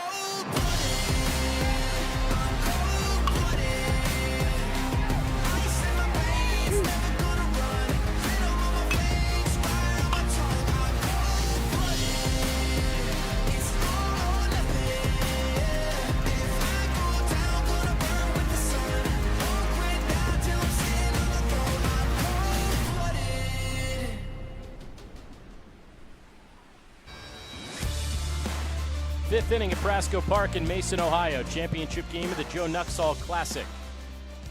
Tied at 4. After 4. Thompson back out for a third inning here for Wright State. Been very efficient. 30 pitches to 8 batters, 17 strikes. In a game, Mike, that started an hour and 45 minutes late, that is what the doctor ordered. Quick, efficient innings, which when this game started, 4 runs apiece in the first inning and a half, we're sitting here saying, oh boy. Well, there's a little twist in the plot. Right, you score those runs early, you draw the viewers in. Now you got to sit around and see who's going to deliver here Make in the them late wait innings. for it. Right, Keep suspense. you on the edge of your seat. Prime time programming here on Chatterbox. If you bought a ticket, hope you didn't pay full price because you're only going to need the edge of your seat, ladies and gentlemen. Top of the order here for Xavier. You got the blanket and the heater behind you this time. Lambden is grounded out to third each time he's been up. It's good velocity there from Thompson, keeping that rate at high 90s, 86 there.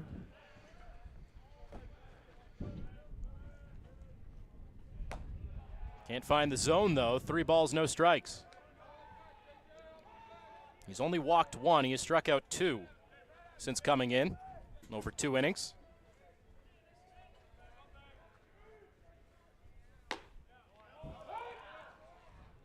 Good response there. Somewhat of a free pitch. Settles you back in.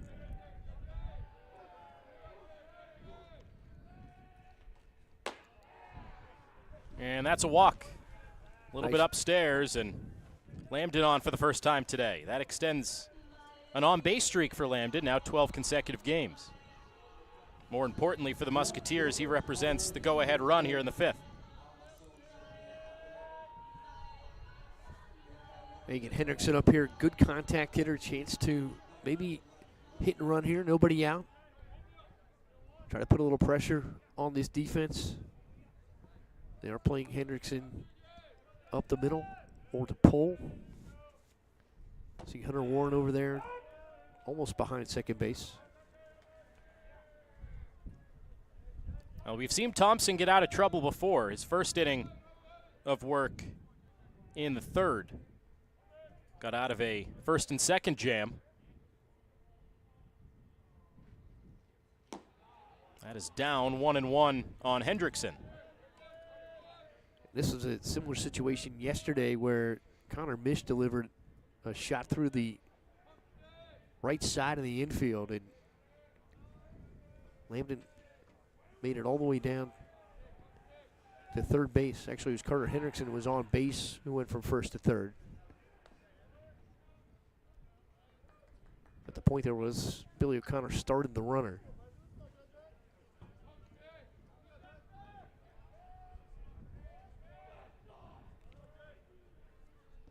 The 1-1 from Thompson. Maybe. Took him a while. Ended up missing high. Yeah, that was an epic stare down there between Thompson and Lambden. Lambden showing a little lean. Didn't shorten up the lead, though, with Thompson staring him down at first. Got to be careful with the left-handed pitcher out there. Popped up off of third base. Fultz giving it a look and out of play.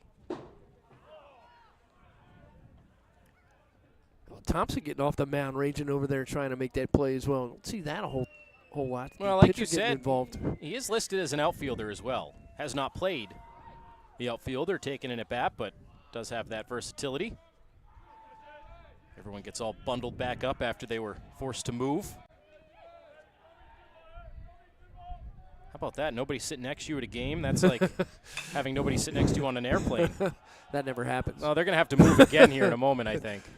That one a bit up into the seats further. That is one of the best feelings in the world. You get on an airplane and get the whole row to yourself, kick the feet up. You must take a lot of charter flights. I mean, not to have my hair flip moment, but yes, I do have that luxury every now and again.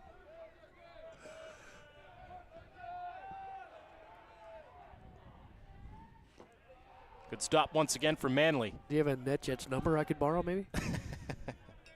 I'll tell you, the one bad thing about flying charter is you don't get to rack up the miles.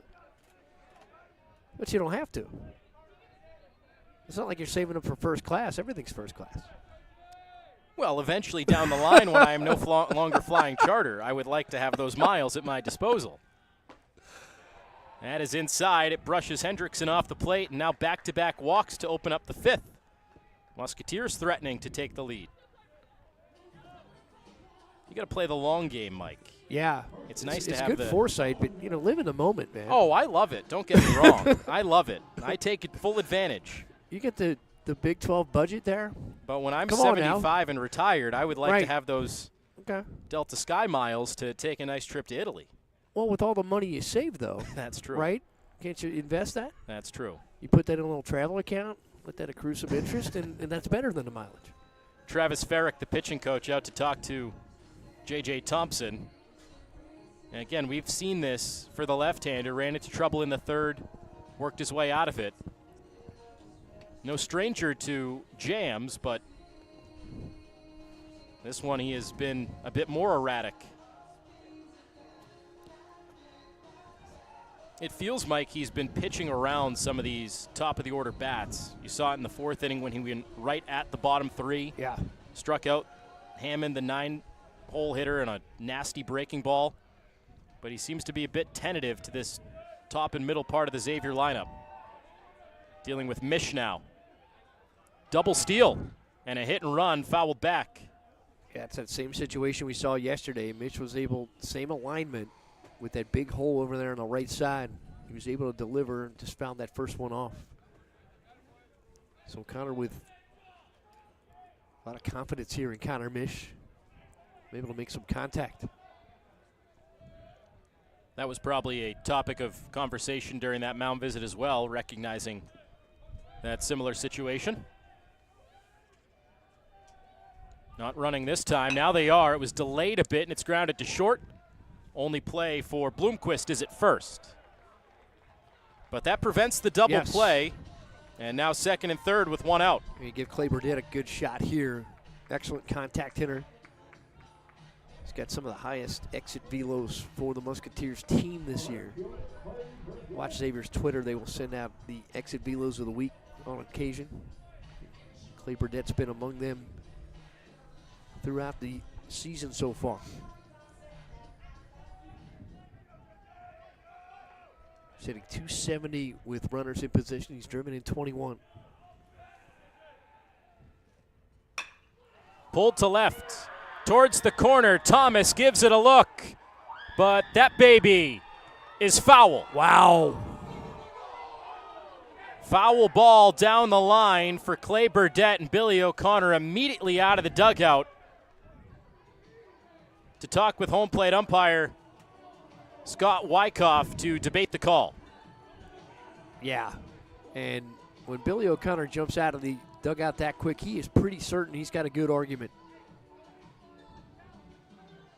That is Jay Myers, the third base umpire today. You saw a similar situation yesterday in the nightcap between Wright State and Cincinnati. Jack Natilli hit a ball down the left field line. And, I heard, Mike, you guys talking. Do you have the camera angle? I mean, the call on the field, do you have the indisputable evidence? The umpire made the call that it's foul.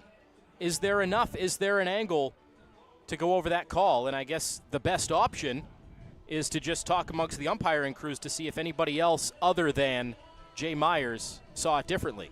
Yeah, and you look at the reaction. One of the things, you look at the reaction of the player that hit the ball, right? And Clay Burdett out there, he was almost to second base and had that incredulous palms out, like, what are we looking at here? You have he to definitely imagine, thought it was gone. You have to imagine if the outfielders can lose the ball, the umpires probably can as well. Right. Again, you don't want to make any excuses for a right or wrong call, but the call as of right now, foul, hooked down the left field line, no home run for Burdett, which would, of course, break this game open.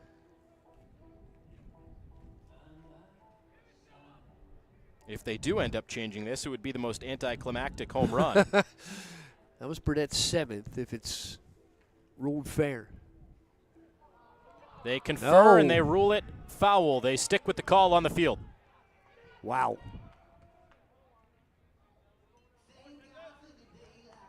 Again, Mike, we can only go off the reactions of the players.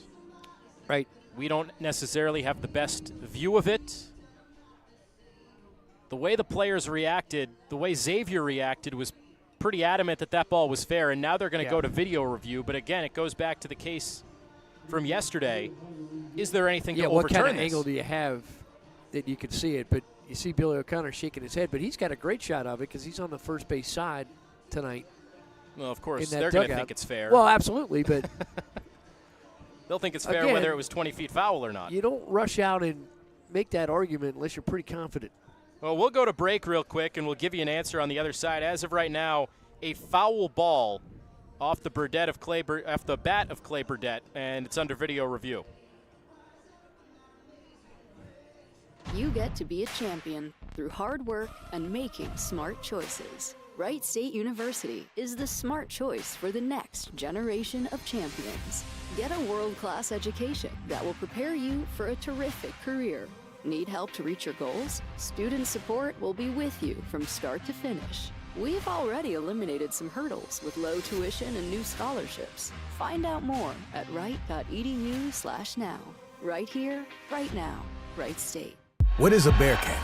A Bearcat is determined, resilient, curious. We show up ready to work, to play, to grow. And while a lot's changed in our 200 years, there is one defining trait that unites us all. Bearcats go big. Big discoveries, big dreams, big impact, big leaps for mankind, big miracles. And when we reach the summit, we fix our gaze on new heights. We never stop. That's just who we are. Bearcats go big.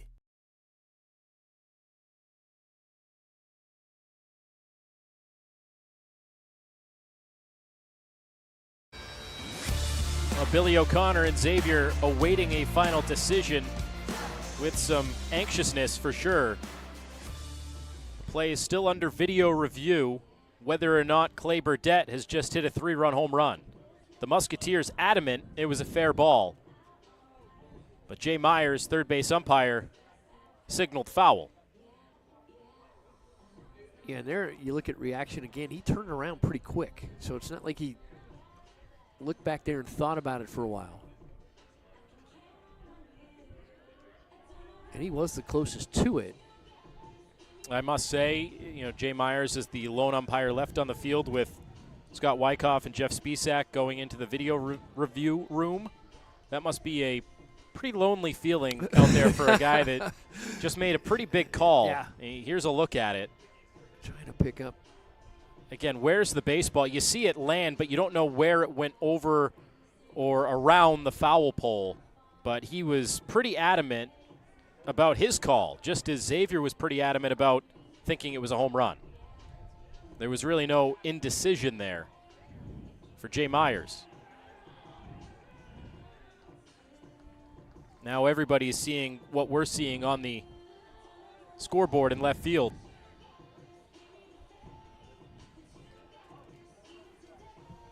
Patrick Fultz smiling about it. He's saying, "Oh, hey, that Jay, was, I think that was a pretty good call." yeah, Right? That's not that what was you foul saw. by a mile." Umpire's back on the field. Yeah, I don't know if there was anything conclusive there from what we saw. They're burying the lead a little bit here, not making a call.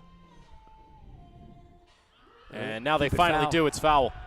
Of course, the Xavier fans making a little noise after that one. And Billy O'Connor, not a happy man.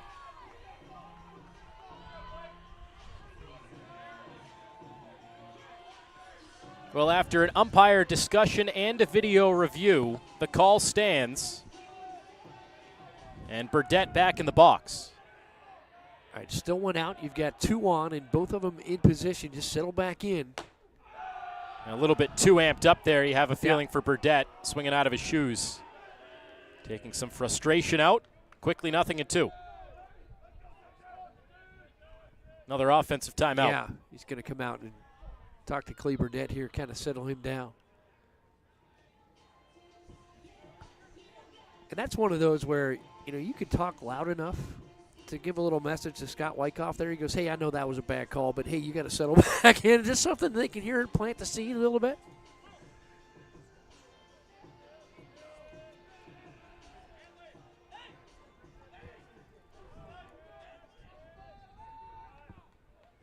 Xavier's still in a very good situation here, but hoping Burdett comes through. 0-2. Got him looking.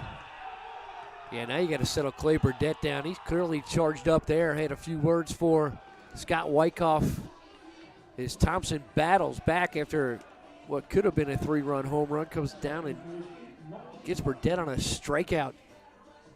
What a big-time punch-out for Thompson. That was his third. Great spot for it. 2 down. I mean, whether or not that was the right call on that fair or foul home run, tip of the cap to this freshman left-hander for bearing down and deals strike 1 on the foul ball to Tucker. I mean, he's out there pitching right now like an experienced vet, not letting anything, the delay, the controversy get to his head.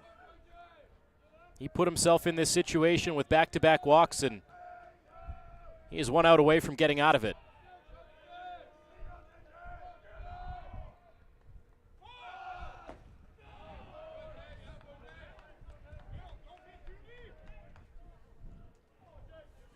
See if that pull back there on showing bunt brings Fultz in from third. Still playing a couple feet off the grass. The 1-1. Tucker swings and misses, and he's down 1-2. Thompson 1 strike away from preserving a tie ball game in the 5th. It continues just to charge after these Musketeer hitters. So he got a ball up that Burdett almost put out of here. Now he's just charged back, spotting these pitches lower in the zone. Runner coming for home, and is a swing and a miss and out at the plate. Well, it was a steal of home attempt, and with all the chaos there, the Musketeers get out of the inning without scoring a run. A swing and a miss, and the tag out at the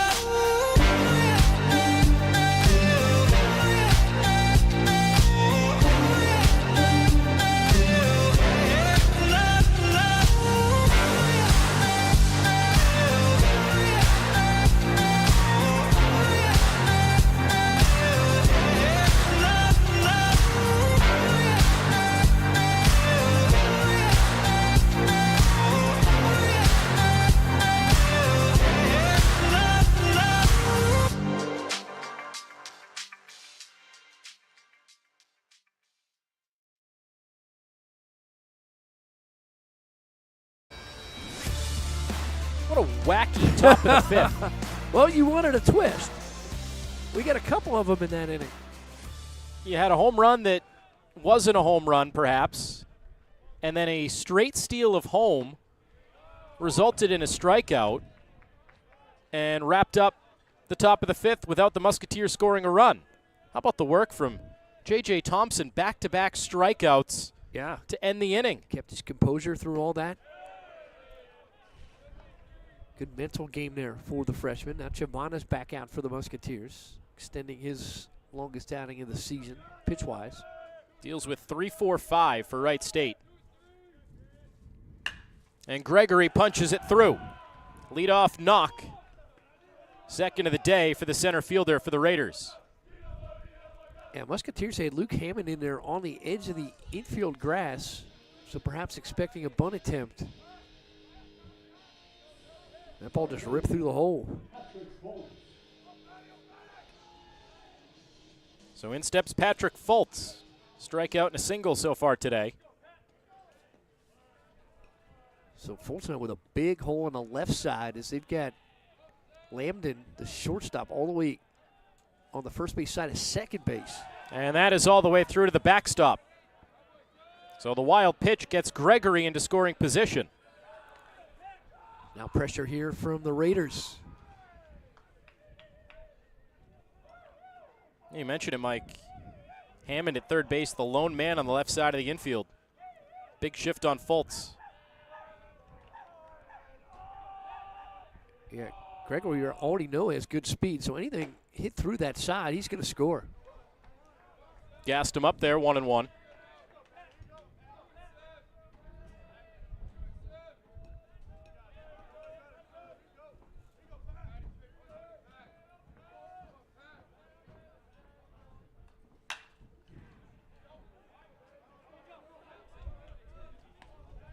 I wonder what Fultz is thinking, looking at that big hole over there. So all I got to do is just guide it out there. Although right now, Mike, it's one of those things you'd almost rather pull it into the shift, get that man from second to third. Good point. Hit behind the runner. Unless you find that gap on the left side, you don't want to hit it over there. If you hit it anywhere in the vicinity of Hammond at third base, Gregory cannot advance. Yeah, they've got Nolan Tucker out there in shallow right field. Although I suppose if it takes Hammond way off the bag, the runner could advance on the throw. 2-2. All those options, Anthony. That's why baseball's a smart person's game, a thinking man's game, right?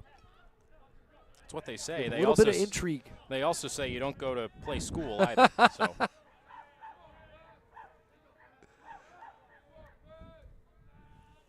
(3-2) popped up out of play. If it were a smart man's game, Mike, I wouldn't be broadcasting the games. I'd still be out there playing them. At top of the You got to class analyze all this recognition. stuff. That's true. Somebody's got to figure out these situations. The top of the class recognition didn't get me very far on the field. Cum laude, baby. 2-2, or 3-2, excuse me, and it's a swing and a miss regardless. A strikeout for Chavana. His third and a big first out in the fifth. Nice work by Chavana. Worked that up in the zone there to get that third strike. Now Xavier going to move Lambden a little bit over to the third base side of the bag, but still playing Gilkerson to hit up the middle or pull it. And for the record, Mike, summa cum laude. Oh, absolutely. Excuse me. I knew you were sitting a little higher in that chair over there.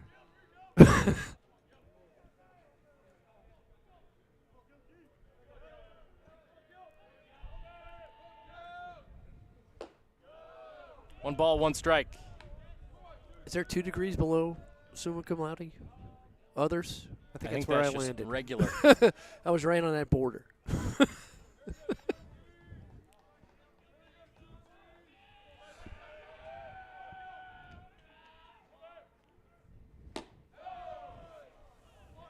Now Chavana trying to work in here. Missed inside.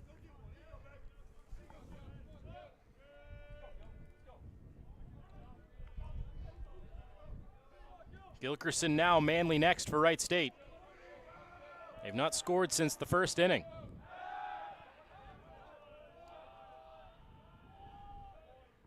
They scored 4 in the home half of the first inning. Xavier quickly answered with 4 of their own on a pair of home runs in the top of the second. Since then, crickets. Yeah, both teams have left 4 so far. Each team has threatened at various points, Xavier especially. Nothing to show for it.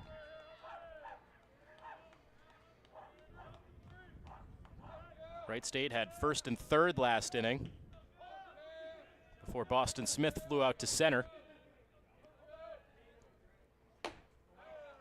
That misses, ball 4. It's a pretty good fastball there, inside portion. It was caught a bit awkwardly by Jellick behind the plate. You have to wonder if there was maybe a cross-up.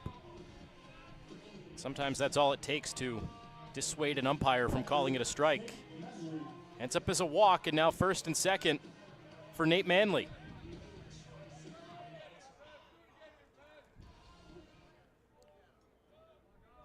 Manley, the big hit today, had a big game yesterday. It's already driven in 2.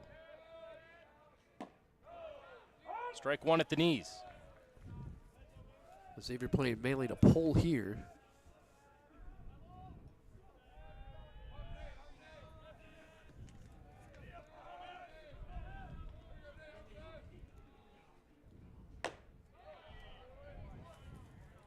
Giovanna misses outside this time.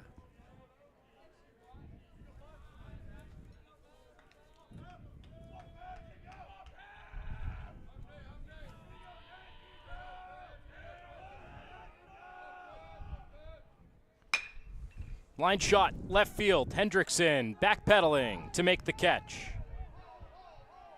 Hard hit, nothing to show for it there for Manley. And now 2 gone. Hendrickson showing his range a little bit, backpedaling there. They've got him playing again in. Same thing with Aiden Anderson. And that ball held up enough for Hendrickson to use that speed to get back there. So Giovanna settles in, gets an out, albeit a long out.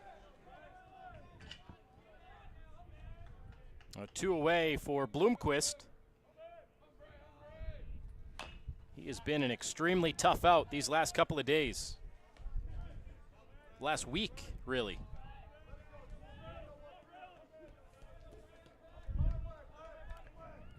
Yeah, yesterday 3 for 4, 2 RBI against Cincinnati.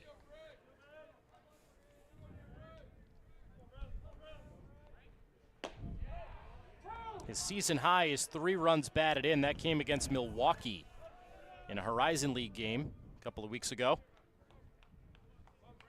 Drove in 2 yesterday. He's driven in 2 more today. But down in the count, 0-2. Giovanna deals. That is fouled off the home plate umpire. Jason Jellick gives him a check to make sure he's okay.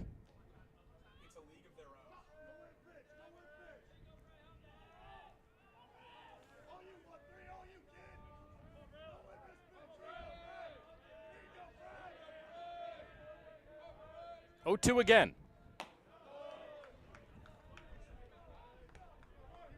Good discipline there by Bloomquist.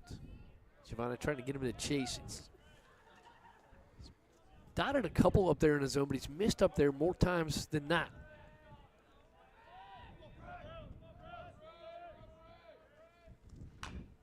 Good at bat, fouling off some tough pitches. This is a solid battle here.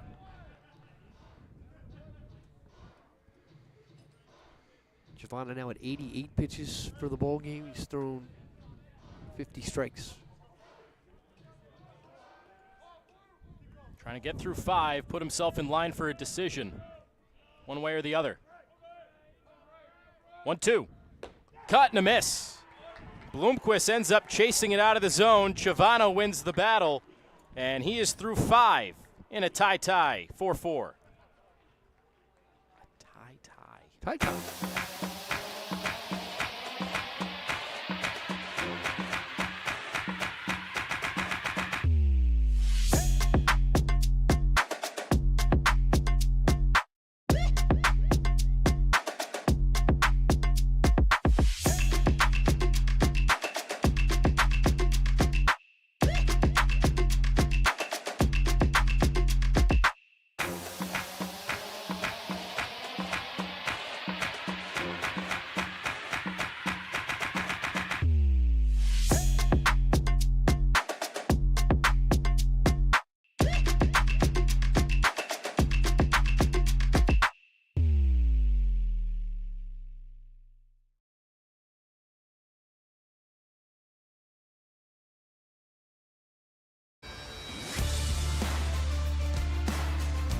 That foul pole is the subject of controversy, not because it says eat more foul, but because was it fair or was it foul? You see what looks like a meteor flying through the sky, but that is the best review we've seen of that controversial home run call last inning off the bat of Clay Burdett. And that angle, Mike, there certainly looks foul. Yeah. He launched that so high into the air. Kind of tough to tell, but that was definitely on the foul side. A good job by our Chatterbox crew to track down that angle, and I'm sure it won't make Billy O'Connor and Xavier feel any better, Mike, but it might help to justify the umpire's decision when they do end up seeing that replay.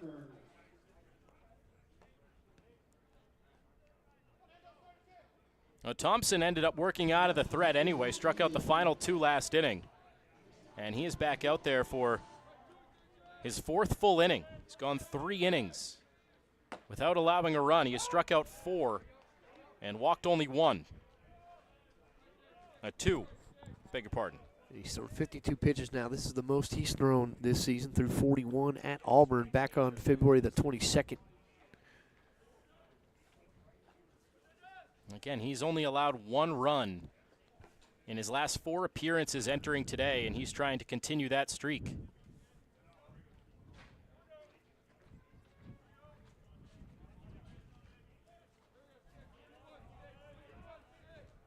Deals with Aiden Anderson here, 1-1 count.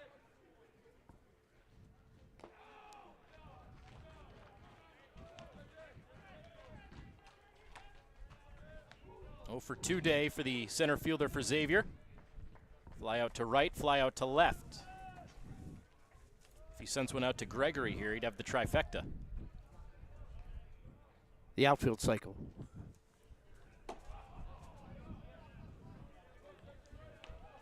Well, Manley calls time with Thompson struggling to find the zone.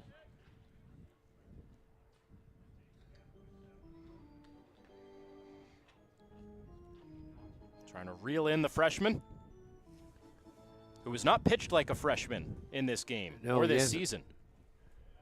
A good one to build around for Alex Sogard. Well, you talked about how he develops infielders into different positions. Well, good pitching development here. That's up, and ball 4. Leadoff walk. Just how last inning started.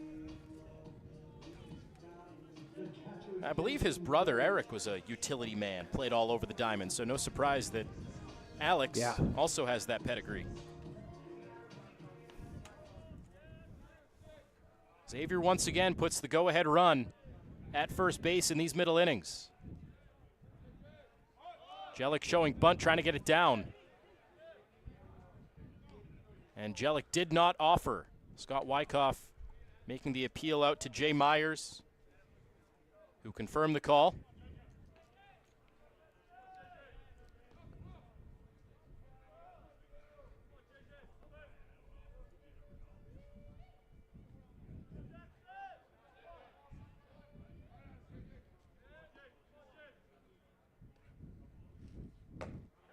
Breaking ball drops in. That has been a dandy of a pitch today for the lefty. Yeah, he's had some nice movement on that ball. When dropped at 72. That one's up and in. Almost took the helmet off of Jellick. Quite the change of pace. That really, not that he wanted to throw it that tight, but up and in really sets up the breaking pitch if he comes back to it. And he sure did. There it is. Missed. Jellick, good job to lay off that. I'll tell you, that pitch he threw to Hammond to strike him out looking in the 4th inning, goodness. That was big league.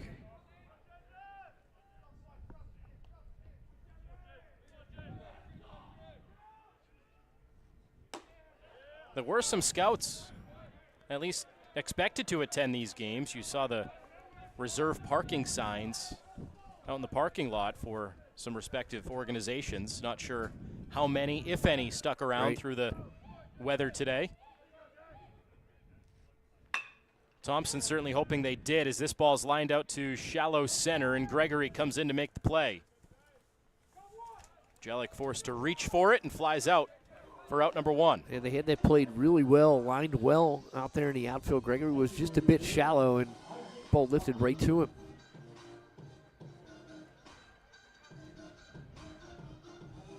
You can say what you want about Thompson, man. He, putting guys on, a lot of walks, leadoff men reaching, but he just continues to bear down and work his way out of threats. Walksman now for Xavier. I think the fact that Jellick hit that into the alignment, that tells you that Thompson's pitching the ball where he's supposed to. He's locating well. You'd certainly like him to be ahead more in the count, not walk as many, but right. But young pitcher, he's got to find his footing here. 4 strikeouts to 4 walks, so he has basically negated every free pass. Roped foul.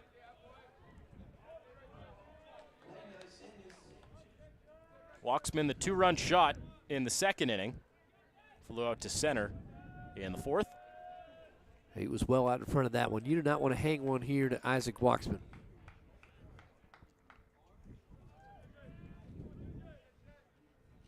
In the dirt. Good stop again from Manley. Big bouncing lead over there for Anderson. He has to scurry back.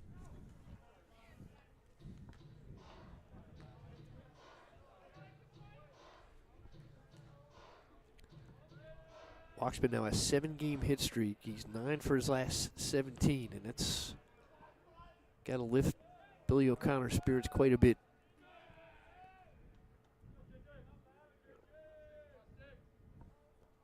Two-one. That misses low. 3 balls and a strike. Number 9-man Hammond waits on deck.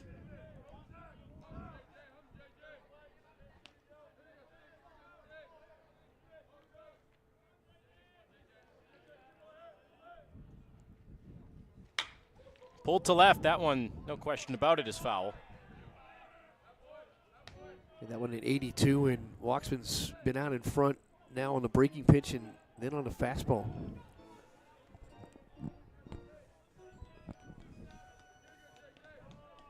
So that should tell you to not throw him a fastball, right? Absolutely. And if you're going to throw him a breaking pitch, make sure it is low and very tempting on the outside portion. He's out in front again. Yeah, keeping it off speed.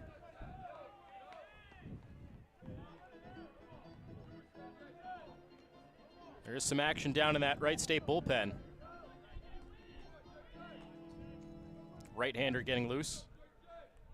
Walksman has reached 18 times by the walk. Payoff pitch again. Got him. Another K for this electric freshman. That's another big-time pitch from J.J. Thompson.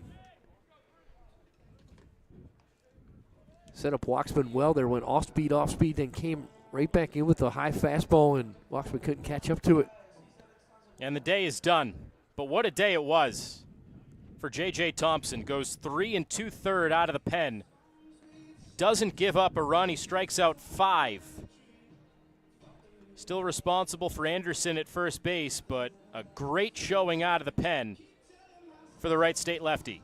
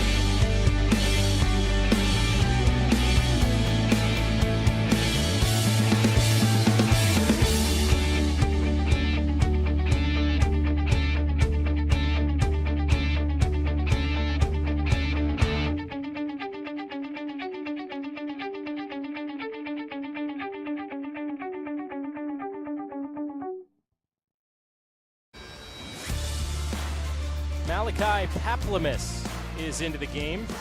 Another freshman, Mike. Age 6'1", 215 from Huntley, Illinois. So the young arm's getting a chance here for the Raiders to hold this down.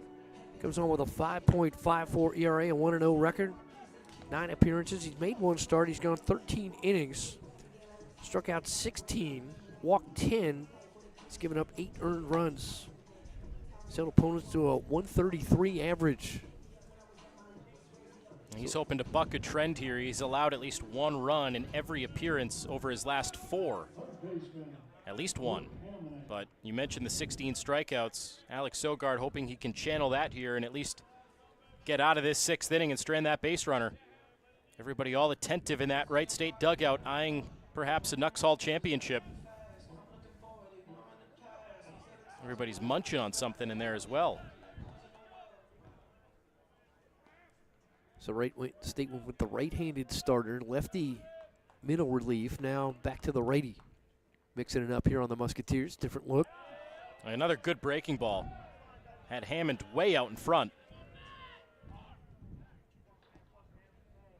These pitchers for Wright State can really spin it. Even Williamson, before he ran into some trouble in the 2nd inning, he was showing a good breaking ball. As you see the action in the Xavier bullpen as well. Chavana has gone 5. Trevor Geddes is getting loose. Runner taken off for Xavier. Throw to second is dropped and would have been late anyway. Stolen base for Anderson. Still has not been caught this year. 7 of 7 now. A good spot there, 2 outs. Billy O'Connor saw that breaking pitch, albeit it came in for a strike, but it was outside the zone, so you're going off speed. You give Aiden Anderson, one of your faster runners, a chance. That was pretty close down there at second if they could have hauled the ball in. Big lead for Anderson out there at second. And it is softly lined and caught at third by Patrick Fultz. So Paplamus does his job, gets his man in the top of the 6th inning in Wright State. Chance to take the lead in the home half, still tied at 4. Okay, so when it comes to prescription drugs, why don't you have a choice? Yeah, sure, you've got brand name drugs, but those can get expensive. And then there's regular generics, which are safe and effective, but may not be exactly the same as brand name. Why don't you have another option? Meet authorized generics, a unique class of generic drugs approved by the FDA, identical to the brand name, and made of the same active and inactive ingredients as the brand name. Unlike regular generics, which are manufactured by a different company and often have different inactive ingredients, which could result in a different experience. Authorized generics are identical to brand name drugs because they're made with the same exact formula, most often made in the same exact manufacturing facility to give you the same exact texture, taste, size, smell, and feel as the brand name drugs. It's all legit and always FDA approved. Look, when it comes to what you take, you deserve a choice. And you have one. Ask your pharmacist if there's an authorized generic version of your prescription today. Identical to brand name, affordable to you. AuthorizedGenerics.com. Bottom of the 6th inning at Prasco Park. We have been tied at 4 for quite some time. Neither team has scored since the 2nd inning. And still Chavana on the mound for Xavier. Musketeers fans hoping their team can get a 3rd Nuxhall championship in the last 3 qualifying years. Chavana just threw his 92nd pitch, so he's matched his longest outing in terms of innings with 5. And his highest pitch count of the season. Just saw Geddes getting loose in that last inning. Interesting, you have the lefty here with Cook at the plate. Boston Smith up in a couple of batters, but Chavana getting the chance to face the lefty swinger.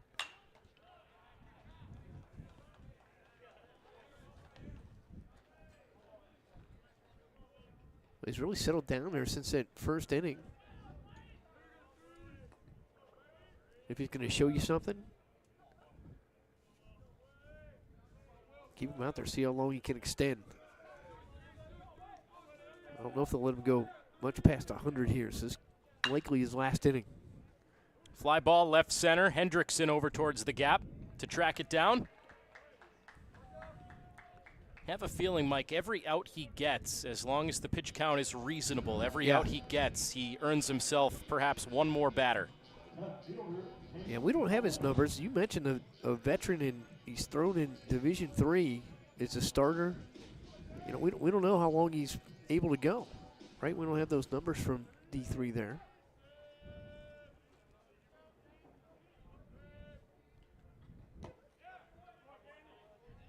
Well, it tells you with the lefty getting loose in the pen and back-to-back lefties, 3 out of the next 4 coming up for Wright State, all left-handed hitters. It tells you, number 1, the confidence Billy O'Connor has in Chavana, and number 2, his willingness and desire to keep going in this game.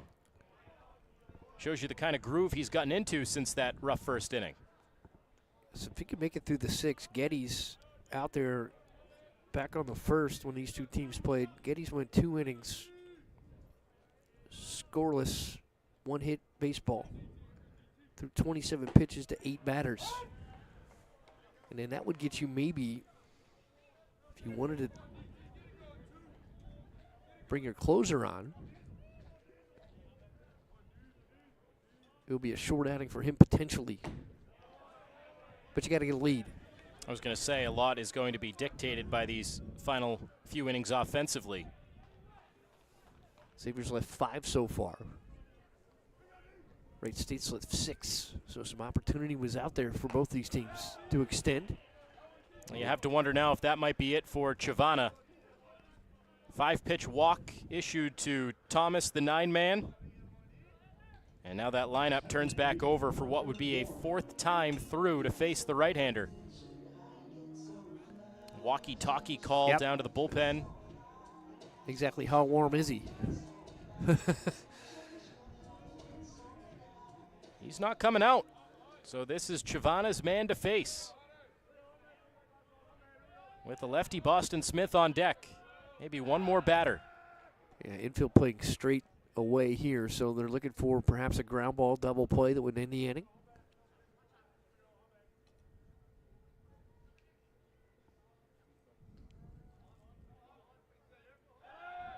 Either that or a few throws over by the bullpen more time and then go get them.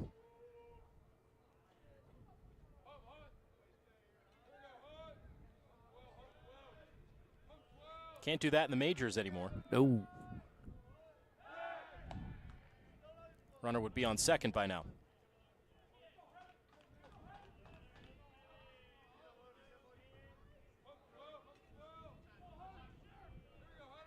Talking about that before the game today, how there's less strategy in baseball nowadays with all the rules. I suppose you could argue one way or the other, but that's how some people feel. It is still Getty's getting loose. Tall left-hander.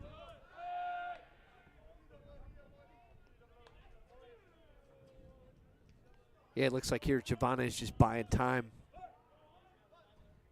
He's thrown over there 3 times already. Well, he's thrown a pitch to Warren. And now he steps off.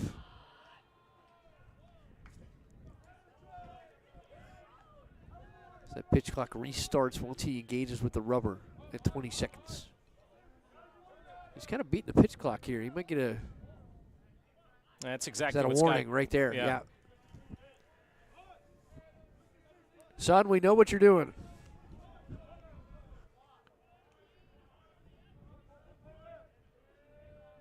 The 1-0.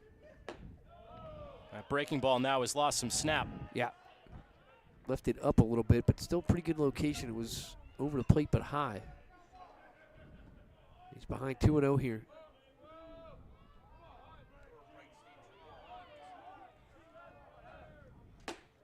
There's a strike. Yeah, good fastball. 87, so the velocity's there.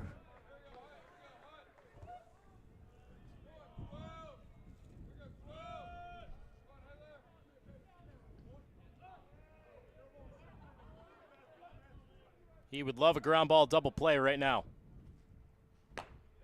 Won't get it on that pitch. 3-1.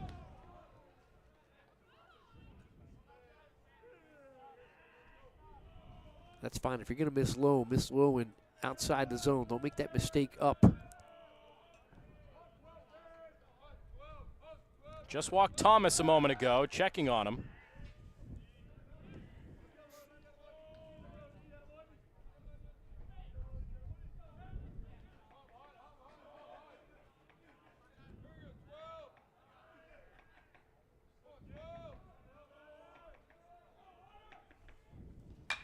Popped up out of play. And full count on Warren.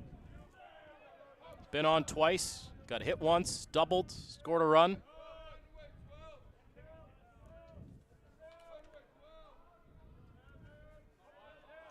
Giovanna doing a nice job just elongating the time of this at bat. Throws over yet again.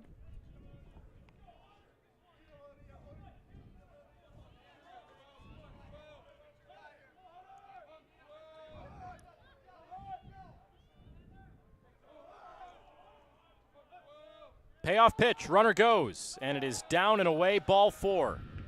Back-to-back walks given up by Giovanna to put 2 on in this 6th.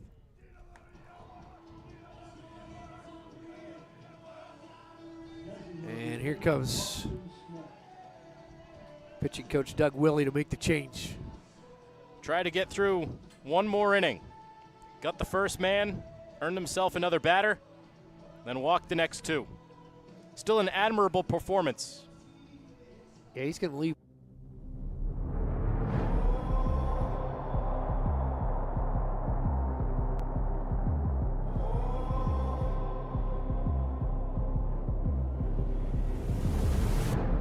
The stage is set for my people, yeah.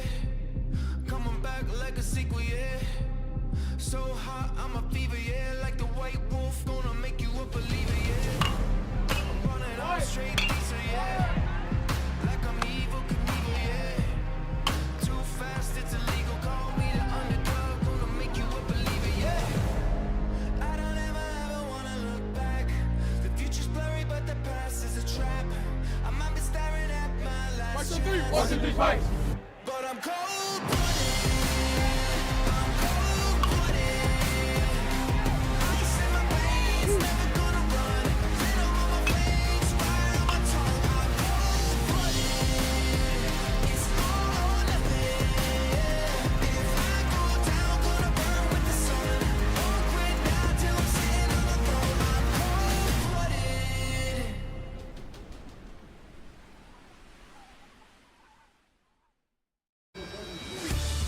5 1/3 innings from Joseph Giovanna today for Xavier. A good start, especially after he labored through the first inning.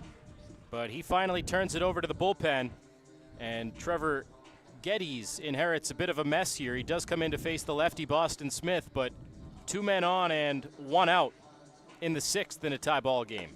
Geddes, a transfer in from Southern Indiana. Comes in a tough spot, as you mentioned.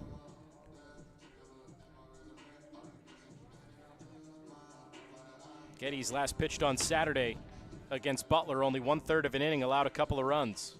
So far this season, he's got a 1-0 record. He's gone 7 1/3, 5 hits, 3 earned runs.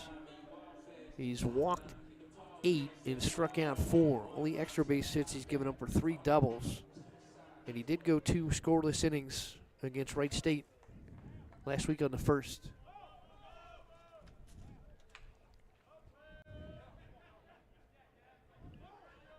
You bring him in to get the lefty-lefty matchup here. Smith has been quiet today. He's been quiet this week. Hitless yesterday in the first game of the Nuxhall against Cincinnati, and so far 0 for 3 again tonight.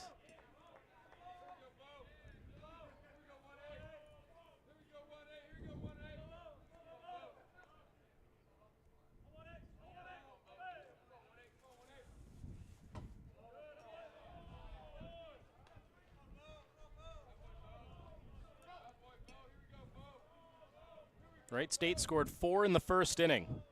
Giovanna kept them off the board after that. Both runners are his responsibility. Good slider there, 1 ball and 2 strikes. Solid movement on that. Sort of had Smith backing up on that break.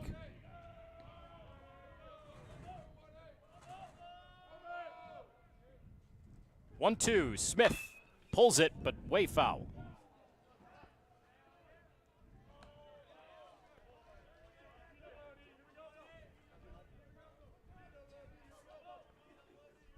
Just hit 10 o'clock here in Mason, Ohio. About 4 hours after the intended start time of this game. Didn't get going until nearly 8 o'clock. It's proved to be a good one. Popped up off third and drifting out of play. I have a feeling, Mike, there will be some sleepy players on yes, that there will. trip over to St. John's for Xavier. Wright State, the benefit of playing at home against Purdue Fort Wayne this weekend, against the Mastodons.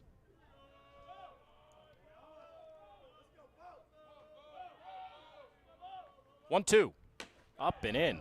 Yeah, missed that well outside the zone. That was like the scene in Benchwarmers when Richie ducks the strike zone against Carlos. Hear that whistle past the bill of the helmet. Still those 2-2.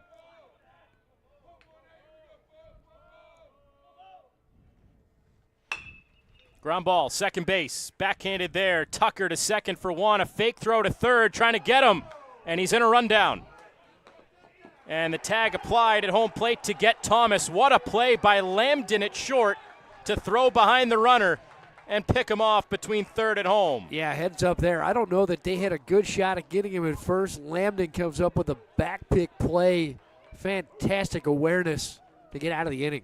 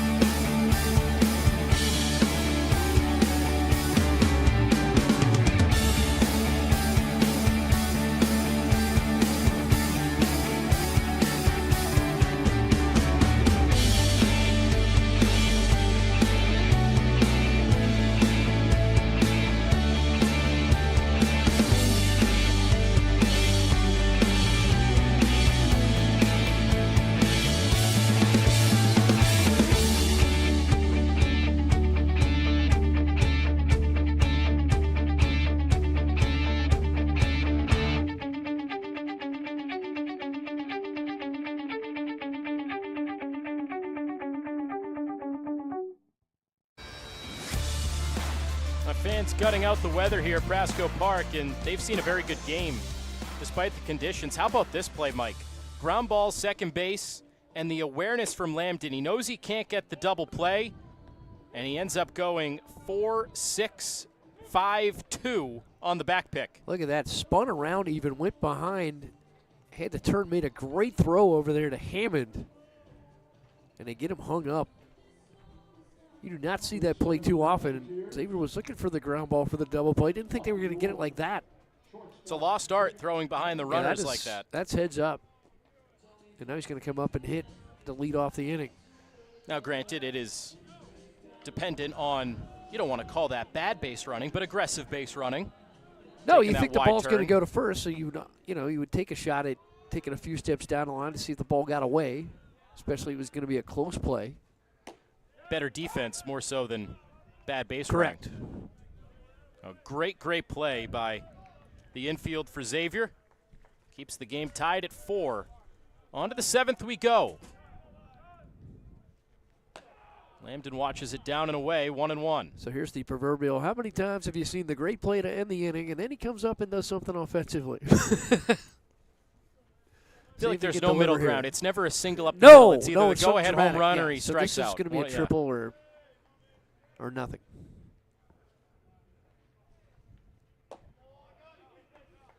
Walk works, I guess, but not quite as dramatic. No. Still facing Paplamis here, the freshman right-hander. Got his only man on the line out to end the 6th. Hooked foul. Yeah, out in front here. Xavier's been out in front a lot the last couple innings. First look here at Paplamus. Trying to time that up.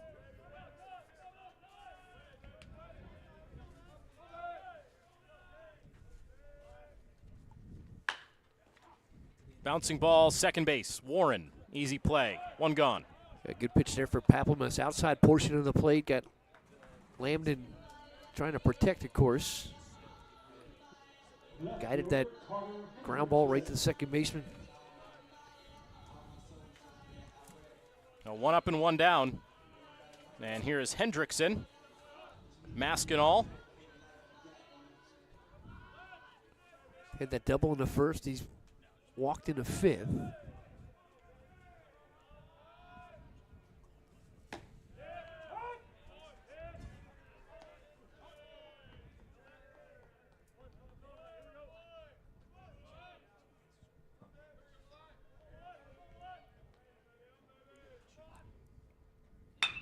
Chopped foul. Quickly down 0-2.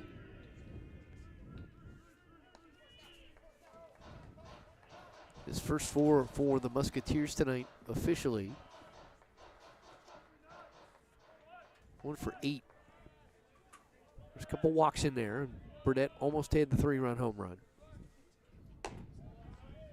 Keyword there being almost. Almost, correct. Which we then saw in the replay. It was foul after all the hoopla.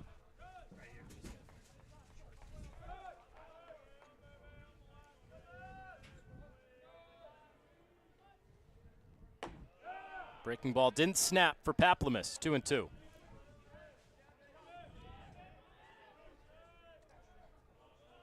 Another guy that has just continued to improve year after year, Hendrickson. No action as a freshman, 250 as a sophomore, 303 last year. Oh. High and tight. This year the average a little bit down, but he's matched his home run total from a season ago. 1 off his career high, which is 5. And then he's been hit the 15 times, and he is +8 on walks to strikeouts. 26 walks on the campaign. Late on that swing, and Paplamus has his first strikeout.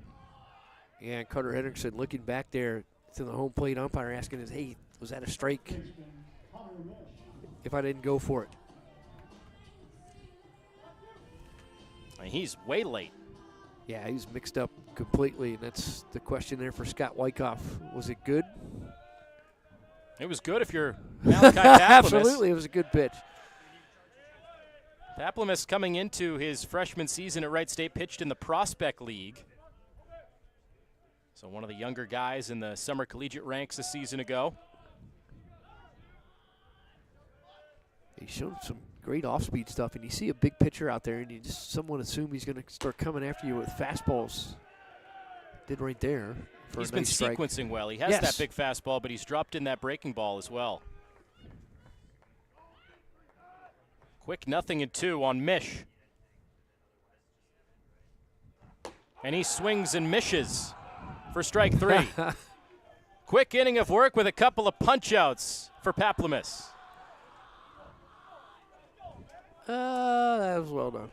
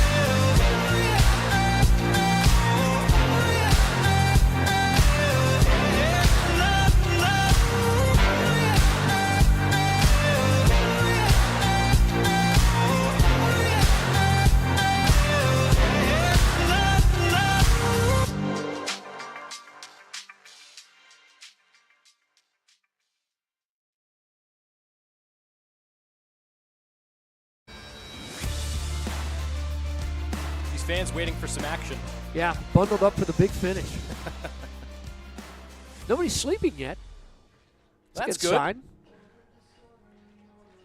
We've had some 4-4 intrigue game. here. Keep them awake and engaged. Just enough to keep you on the edge of your seats, not enough to make you get out of the seats. 4-4, bottom 7. As Yogi Berra would say, it's getting late early. Gus Gregory to lead it off. No rain. That's been the biggest thing. Yeah, fantastic. Got it all out of the way early. early. Did not look good. No. There were questions whether or not this game would even be played. We heard through the grapevine there was a hard stop at either 8 or 8:15. Yes. If the game did not start before then, it would not be played. Ended up getting started around 7:45.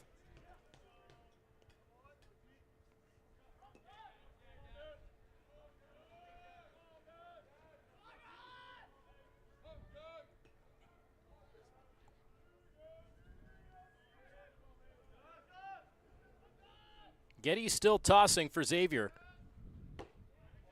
Got the unconventional double play. Faced only one batter in that 6th inning to get out of it. We've talked about it. Each team has had chances, despite no scoring in 5 innings. Wright State has left 7 on. Xavier has left 5. 2-hit day for Gregory.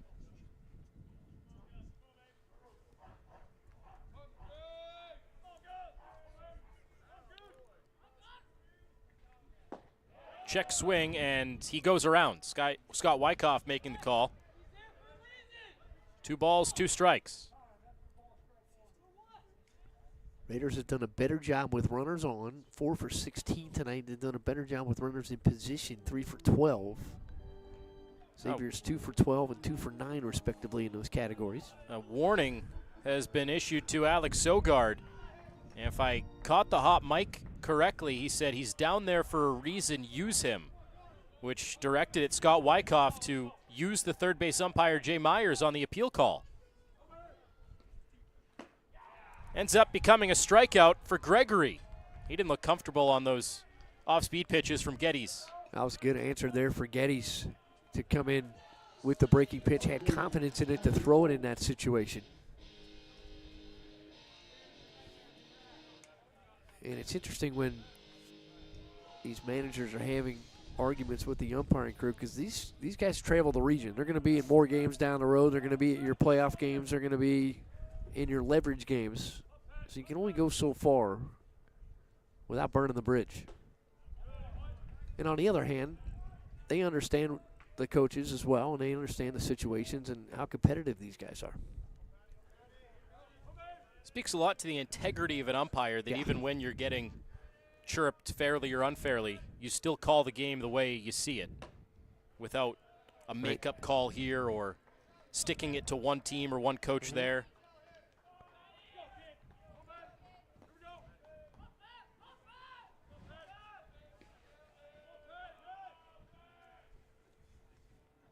Two 0 to Fultz.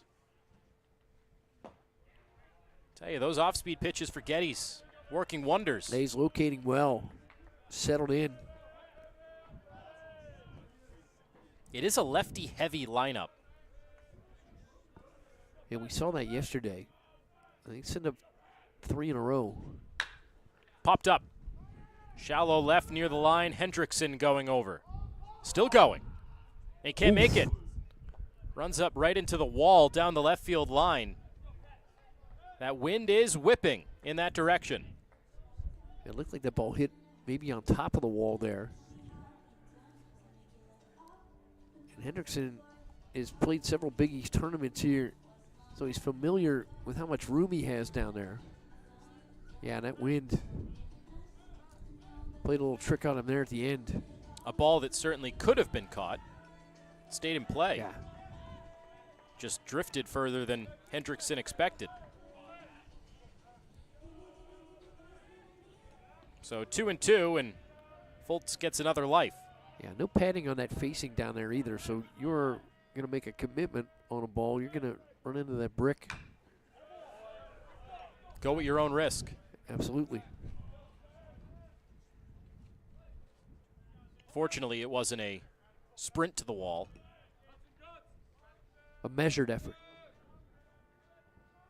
Cautiously optimistic.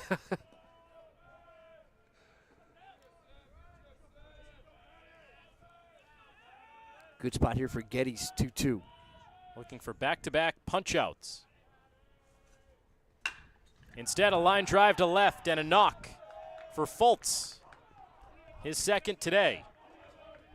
Yeah, good job by Fultz there. That was up in the zone, able to fight that off. Get it through the hole. All right, fielder, Cam Wilkerson.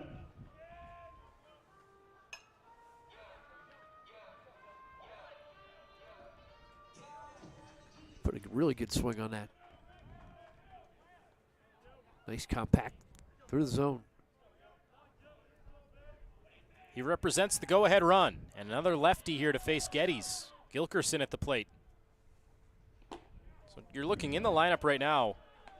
Smith, Fultz, Gilkerson, Cook, Thomas, Gregory.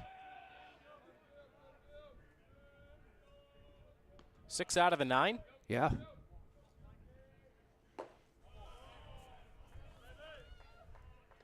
They only played knothole here in Cincinnati. We played a team from Canada.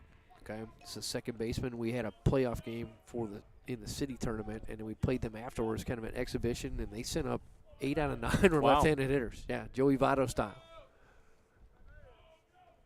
Reminds me of that. I've never really known where to teeter on that line because you never hear of the righty-righty matchup. Right. It's always the lefty-lefty. If righties can do it, why do lefties Right. have Good such point. an issue? Good point. Righties are more common, right? What's the ratio? Weekly hit up the middle. Lambden cuts it off behind the bag. Good range for the second out. And Lambden really covering some ground. Yesterday saw him go deep in the hole on the third base side, and he comes all the way across the bag there to make that play in front of Nolan Tucker, the second baseman. That's going to be it for Geddes. So with the string of righties now coming up, and when I say string, I mean 2 in a row. The day is done for Geddes. Pitching coach Doug Wiley out to make the change. Good inning from Geddes out of the pen. And a call to the bullpen for Xavier.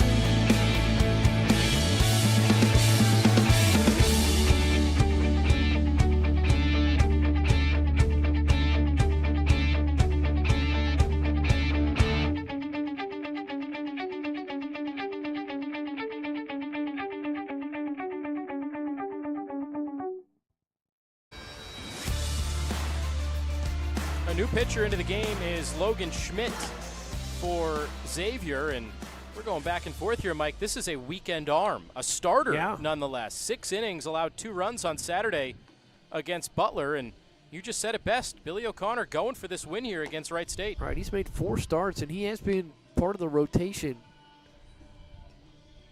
32 innings he's gone so far, 27 strikeouts, 14 walks, 24 runs all earned.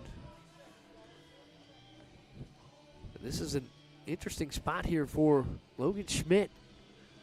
That'll change up the Musketeers' approach. It'll bring Luke Hoskins into the picture on the weekend. You have to assume that Ryan Peach hasn't pitched in a week, so he'll be either the Friday or Saturday starter, and then they'll give it to Ben Weber probably to close it out.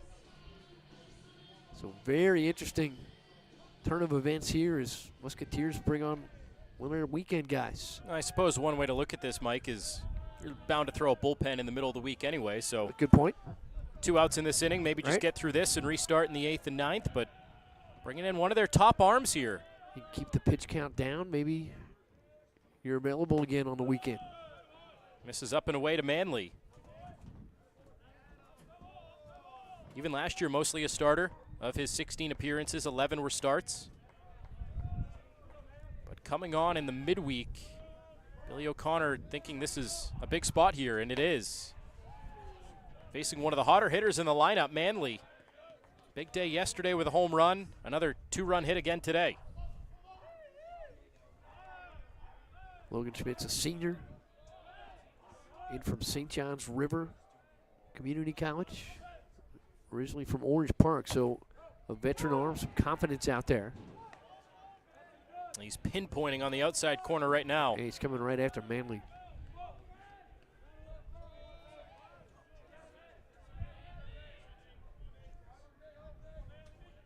Foltz takes his lead off second.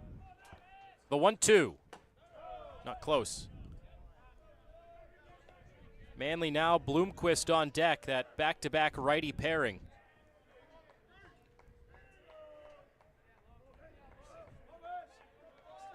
And Schmidt not too concerned back there at Foltz, giving him a quick look.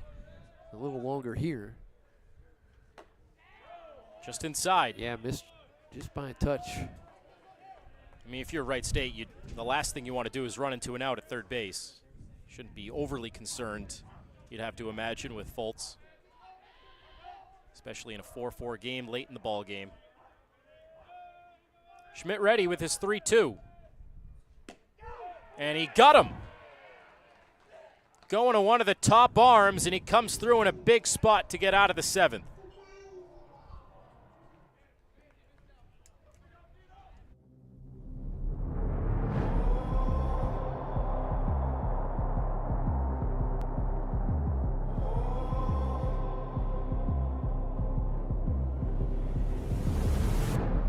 Stage is set for my people, yeah. Coming back like a sequel, yeah. So hot, I'm a fever, yeah. Like the white wolf, gonna make you a believer, yeah. I'm running on straight pizza, yeah. Like I'm evil, Knievel, yeah. Too fast, it's illegal. Call me the underdog, gonna make you a believer, yeah. I don't ever wanna look back. The future's blurry, but the past is a trap. I might be staring at my last chance. Watch the three fights.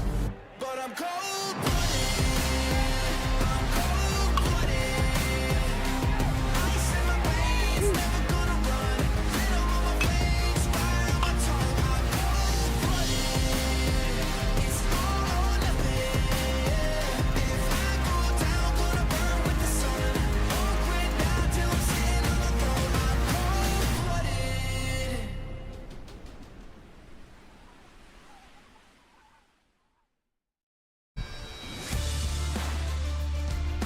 Getting late at Prasco Park. 8th inning. Still tied at 4. Sounding like a broken record now. Yeah, so for Xavier trying to wake up here, this middle of the lineup. So 4, 5, and 6 coming up. It's Burdett, Tucker, and Anderson. They're combined 0 for 6 right now. So you just had Logan Schmidt, your veteran arm, come in and get a big strikeout to end that inning. Look at the old savvy gunslinger kind of walking off, putting that arm back in the holster. So he got you here. Now can you deliver? The question now, you look forward to the rest of this game. Is Schmidt your guy to win it? That's a good point. You try to chase the win with a tie ball game, or was that a 1/3 of an inning cameo to get out of a big threat? Yeah, I'm looking down the line, and I don't notice anybody right now throwing, at least what we can see on that very obstructed view of the bullpen. And I'll tell you, both staffs have done a great job tonight outside of some early troubles. J.J. Thompson for Wright State, 3 2/3 scoreless, 5 Ks. And how about Malachi Paplamis? Struck out back-to-back batters last inning. He's gone an inning and a third now and out there for more in the 8th.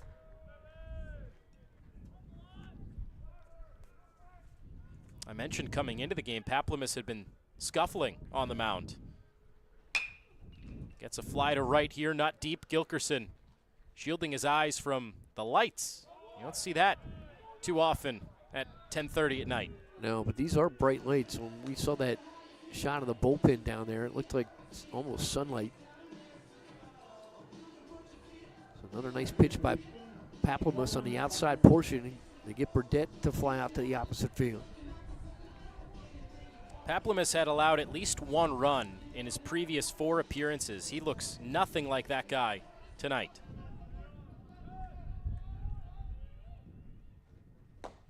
Cut and a miss. Change up there.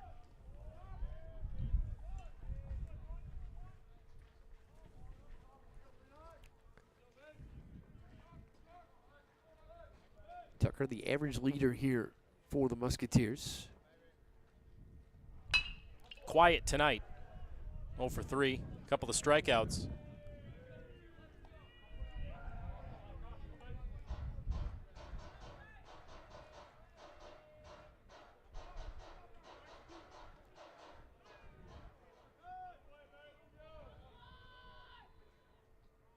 Oh, 2. Got him again. It's been a tough night for Tucker and a good night for Paplamus. Yeah, he was well behind that fastball, too, upstairs. So Paplamus has had him mixed up. And Tucker's not the only guy that's been late. Right. Way late. Yeah, well behind it. Well, you got that solid breaking pitch, and you set that high fastball up well. You get him in behind in the count, you've got to protect or try to. And Tucker clearly mixed up there. A weak roller, a swinging bunt, and it's going to work for Aiden Anderson. Yeah, that's going to stay fair, and that was going to be a tough play anyway, even if you did try to barehand it and get it up there, because Anderson has excellent speed. It makes me think, Mike, you were talking earlier, every now and then Xavier will put out the top exit velos for the week. That would be probably on the bottom end of the scale. But you know what? Is that a negative exit velo? I'm sure Anderson would rather have a 12-mile-an-hour exit velocity for a single compared to the 108 off the bat line out to short. Hey, they all work. It's a line drive in the box score. It's his first hit tonight. Second time he's been on. Stole a base and was left at second in the 6th inning. That is the first batter to reach against Malachi Paplamus. He retired his first 6. You'll see how Paplamus does now with a runner on. Still 2 outs, so plenty of runway here.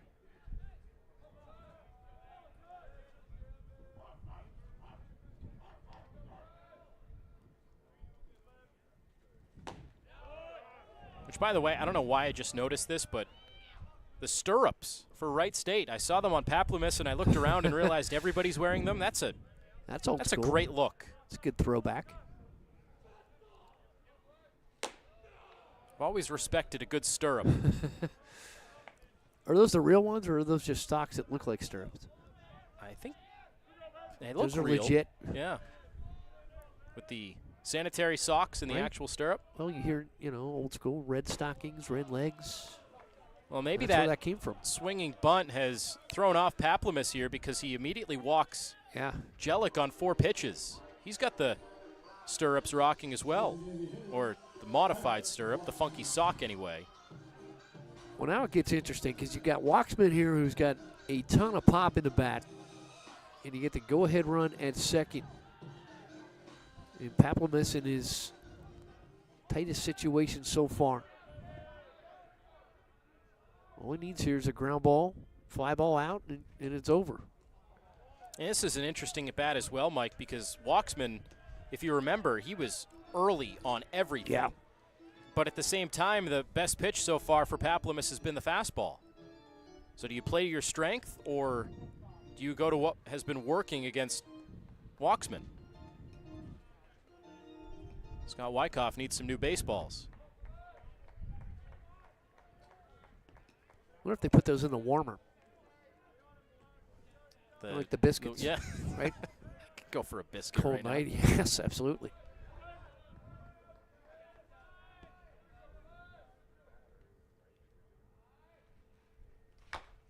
There's that breaking pitch, and again, Walksman out in front. So give himself a little pep talk there, and a nod of the head. What do you do now, Mike? You stick with that, or you try to blow it by him? I think I stick with one. Try to bounce it maybe? Outside the zone and see if he goes for it.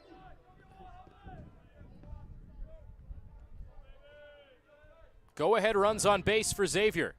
Nope, came in Back fastball. to the hard stuff, and he's all amped up. Paplamis another K to get out of the jam in the 8th.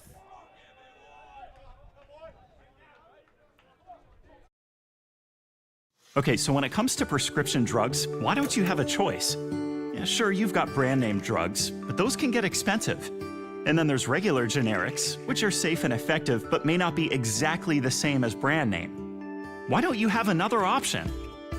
Meet authorized generics, a unique class of generic drugs approved by the FDA, identical to the brand name, and made of the same active and inactive ingredients as the brand name. Unlike regular generics, which are manufactured by a different company and often have different inactive ingredients, which could result in a different experience.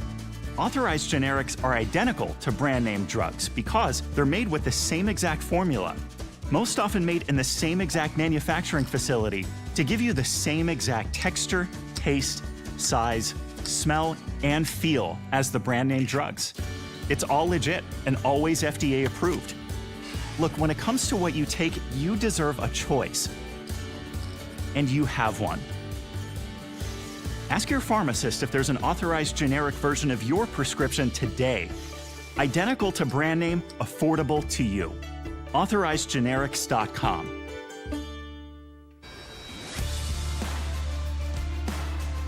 This has become quite the pitcher's duel at Prasco Park. Early offense, nothing since. These pitchers have really settled in. And Logan Schmidt back out. So it could be his game to finish here. Musketeers can desperately use a run to put him in position to do it. Wright State not going to go away easy. Right on cue. A line shot the other way for Bloomquist. A nice shot for Bloomquist, now 3 for 4 tonight. All right, early traffic. And Bloomquist misidentified him earlier. He's a switch hitter, took that swing from the left side. Again, quick through the zone, just drilled that ball out the left field.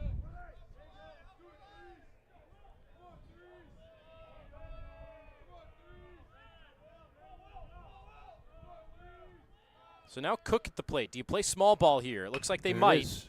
Can't get it down. Now he hits 200. This 182 with runners on, however, so far this season. Did have the solid single in the first. See if he tries it again. There he goes. This one's down. Hammond lobs it over to first in time, so Cook does his job, sacrifice successful, and it gets Bloomquist into scoring position. Okay, Xavier takes the out, so a lot of trust here in Logan Schmidt to get these next 2 outs. A pinch hitter for the Raiders. This had been Dane Thomas's spot, but they're going to go to the bench.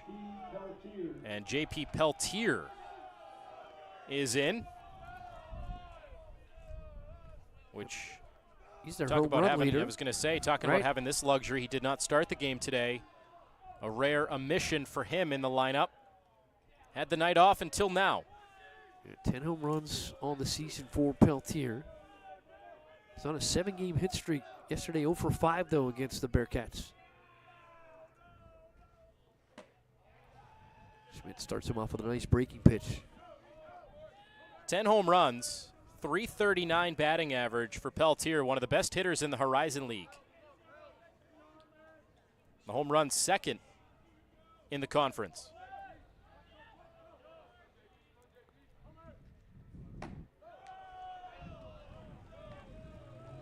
Another guy you want to talk about player development at 176 in only 8 starts last year. Huge jump for Peltier.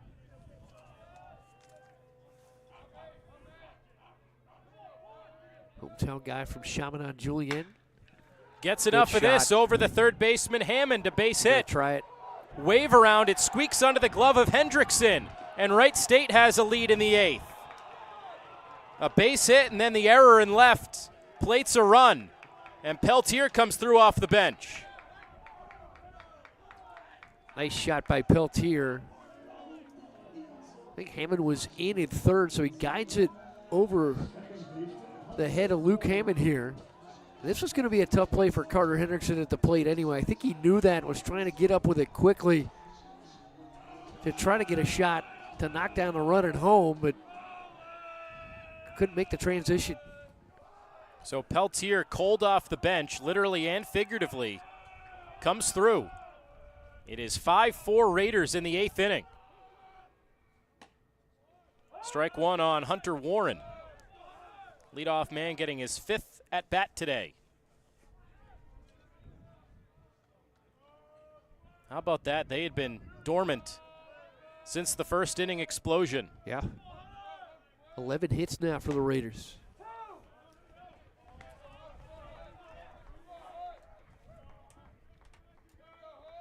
And they're still threatening. Man at second with only 1 out. Top of the order up.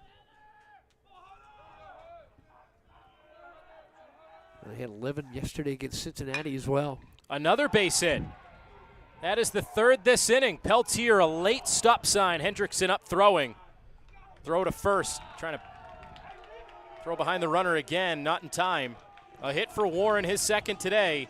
On the corners for Wright State. Looking for breathing room. Yeah, Wright State beats the shift that time. Lambden was playing up the middle, almost behind second base, and big spot. Wide open there for Warren. He drilled that ball out to left field. This ball was hit a lot harder than the shot from Peltier, and that may have prevented Wright State from sending Peltier to try to score there. Hendrickson was on that quickly.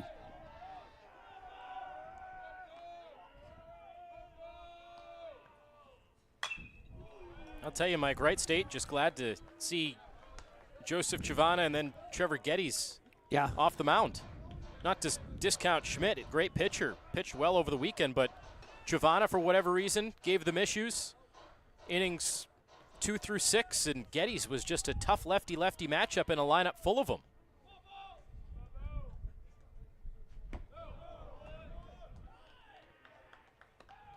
You got to give a lot of credit as well to Alex Sogard. How many opportunities in this game do you think, man, should I use Peltier now? You have that weapon on your bench, but he has pushed the right buttons pretty much all night. Hey, he's done a great job. Quick throw over, almost had him. And you know you have a good contact hitting team, so you know there's a chance to manufacture runs. Again, averaging 8 a game coming into tonight, so they've got 5 so far, but 12 hits, they're making nice contact. They have left 8. So the traffic's been there. They just haven't converted till this inning.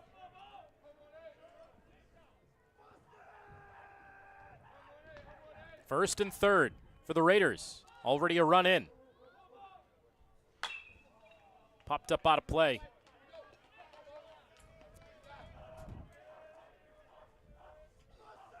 Schmidt battling pretty well here. Trying to retire Boston Smith, who is trying for his first hit of this Joe Nuxhall Classic. Coming to big time.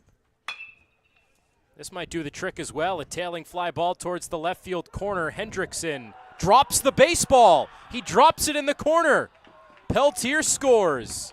And the beat rolls on for the Raiders. Second miscue this inning for Hendrickson in left. And it has led to a couple of runs. Hendrickson came into tonight with a .985 fielding percentage. It's uncharacteristic for him out there in left field to have that many challenges. Now that one, Mike, has been scored a hit for Boston Smith. Okay. So we will leave that as is. So a hit for Smith, his first of the Nuxhall Classic, and it drives in a run. Make it 6-4 Raiders.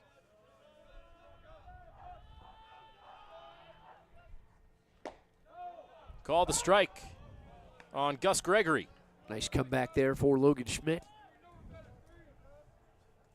Still only one down here for Wright State. So more opportunity out there. Gregory hits .538 with runners in position. Double play here, perhaps. Picked at the back end by Mish. Nicely done. And infield defense has been strong tonight for Xavier. They get the 5-3 double play. But the Musketeers work to do in the ninth, down by a couple of runs. Woo!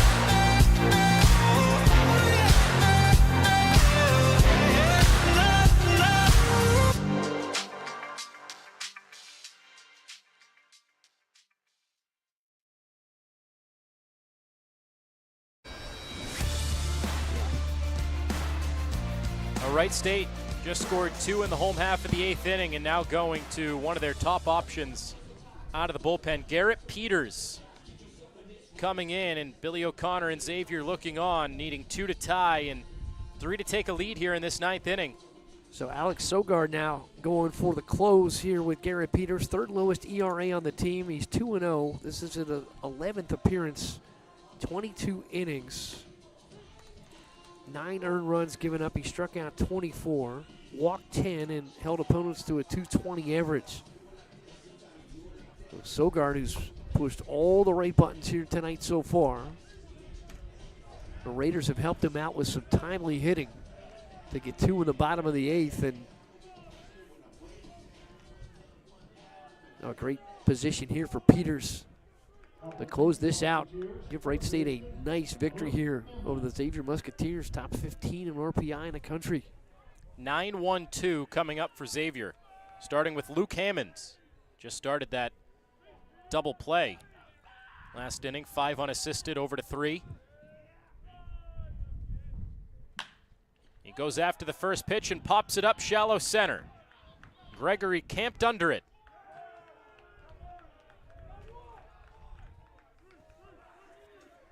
Peters coming off a game on Sunday against Northern Kentucky. He struck out 8, tied his career high in 3 1/3 innings. So now back to the top of this lineup, and 1 through 5 so far tonight, just 1 hit in that grouping.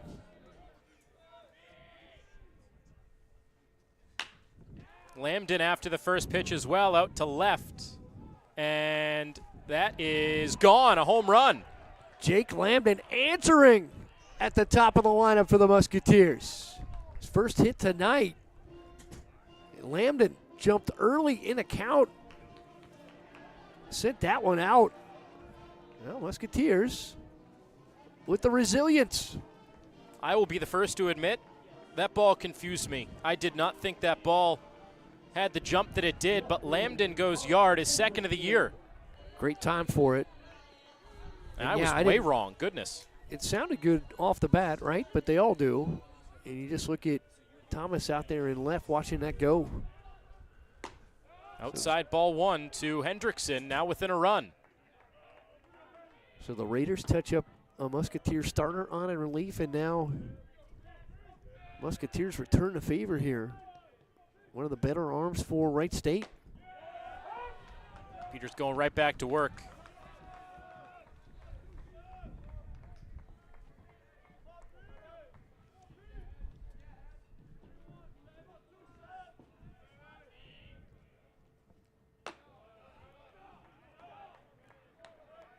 Hendrickson's hit was back in the first. Walk in the fifth, struck out last time.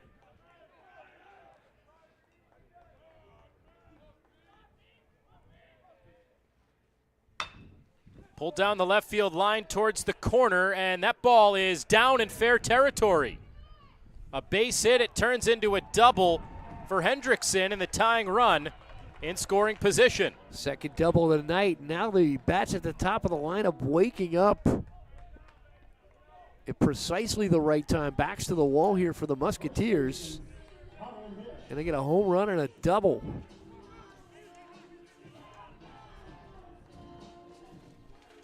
This ball not fair by much down the left field line, but fair nonetheless. Peltier now out and left over to play it after he came on as the pinch hitter last inning. In the dirt and right through the wickets of Manly. So hold your horses, this game far from over. Absolutely. What a turn here in the top of the ninth.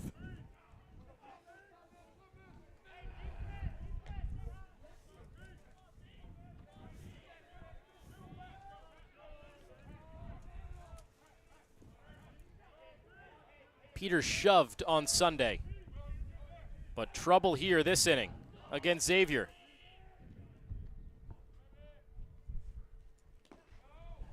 That gets through Manly again. Here comes the runner. No play at the plate. Hendrickson scores. Tied at 6. Hendrickson with great speed, committed to that immediately as it got behind Manly there at the plate. Xavier opportunistic, aggressive, and watch. Hendrickson broke right away.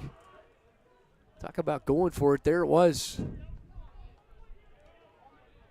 What a turn of events. Xavier gets a home run, and Hendrickson opportunistic to get this second run of the inning, and we're back to 6-6. A blown save for Peters. Now he needs to bear down to keep this in a tie game for Wright State. Give their bats a chance in the ninth. Inside, 3 balls and a strike.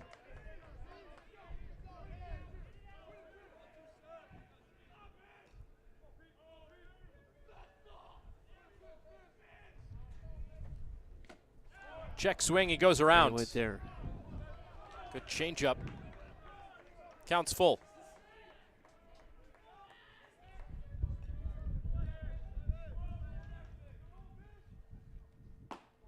Inside. Wow. Go ahead run at first base. Yeah, confident take there, and you see Peters come off the mound, swipes at that return throw from Manley. He's a bit frustrated. Just goes to show, Mike, that as a head coach, a manager, you can push all the right buttons, but you still need your players to go out there and perform, make you look good. Peters hasn't had it tonight.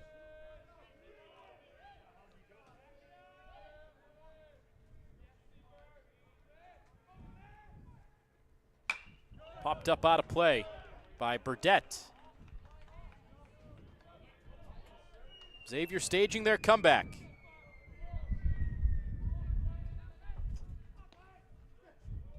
Billy O'Connor calmly, at least on the outside. Watching his Musketeers tie it up here. Burdette way out in front again, not off the end of the bat.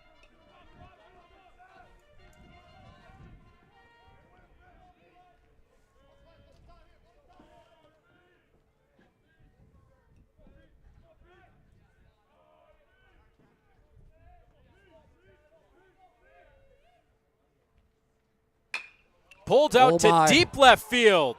Xavier's come all the way back to take the lead. A bomb by Burdett, who was robbed earlier, doesn't get cheated this time.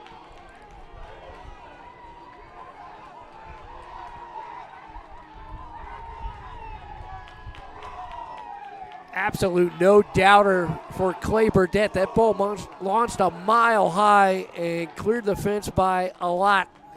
Clay Burdett, what an addition here for the Musketeers. Massive shot.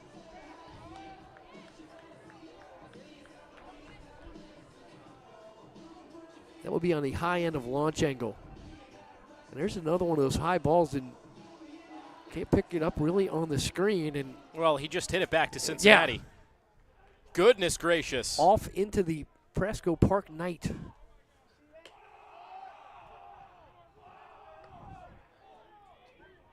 Tucker trying to sell he was hit there. Scott Wyckoff didn't go for that. I mean, Xavier. you mentioned it, Mike. Yeah. Xavier's top 5 did not have a hit tonight. Well, now we get another one up here. Tucker fights one off and slices it right past Fultz, third. The top 4 in this inning Amazing. have now reached. The top 5, excuse me, have reached 4 with hits. Peters, a meltdown on the mound. Third lowest ERA, so a surprising result here. Wright State placed it in good hands, at least in terms of the statistics, but not his night tonight. And the Musketeers wake up at the top of the lineup at precisely the right time. 4 in the second, now 4 in the top of the ninth. They were down 2. Still only 1 out. A tough night for that young man on the mound. Joey Valentine coming in. Peters' day is done.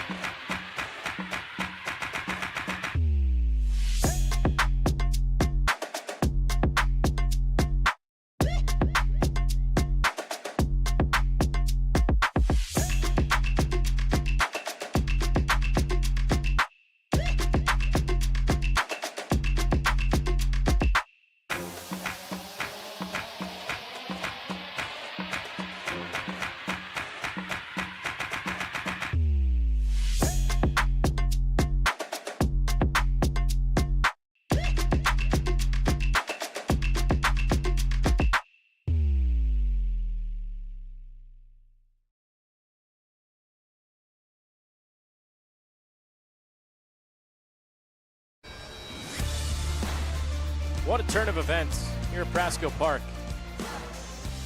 Joey Valentine into the game, takes out Garrett Peters. Valentine also pitched on Sunday. He was touched for a run.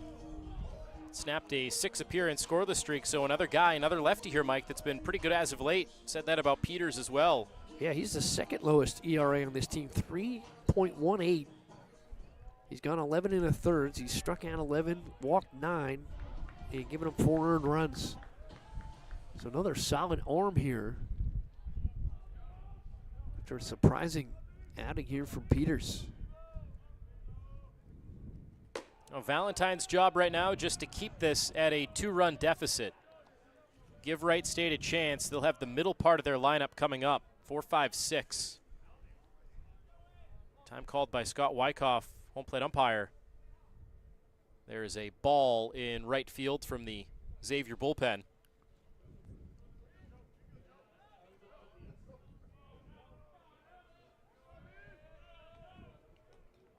Problem has been alleviated. Valentine back to work, down 1-0 on Anderson. He bounces it over there. Cook like a hockey goalie to keep it out.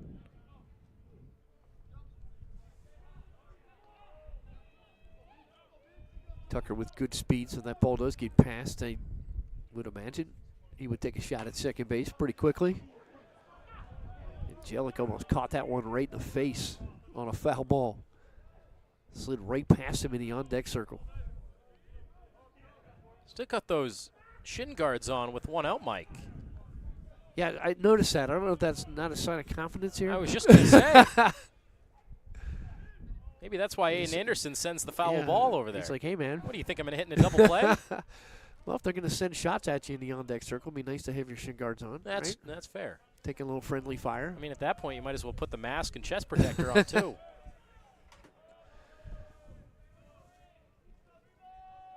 In this case, the tools of intelligence. 2 balls and a strike. This inning started with a fly out to center. At that point, you're thinking, oh, Peters up to his usual self. Great arm out of the pen. 3 saves last year. Great on Sunday against Northern Kentucky, but it's been a total 180.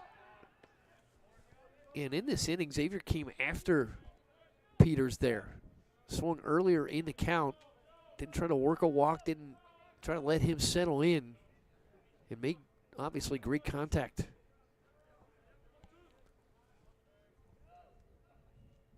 And the 2-1.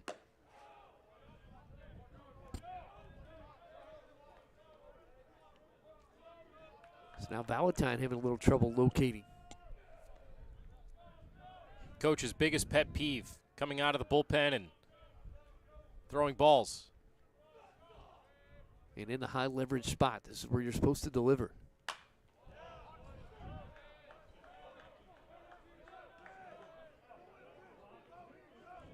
Anderson now, Jellick next. Anderson fought that off. He's worked the count full here. 1 down, not a bad spot to think about a little hit and run, perhaps.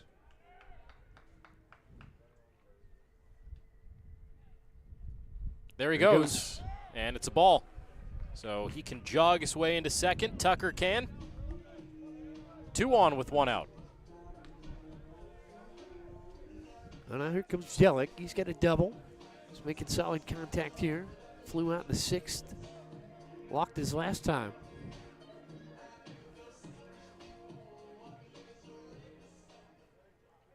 He hits .297 with runners in position this season. He is driven in 20.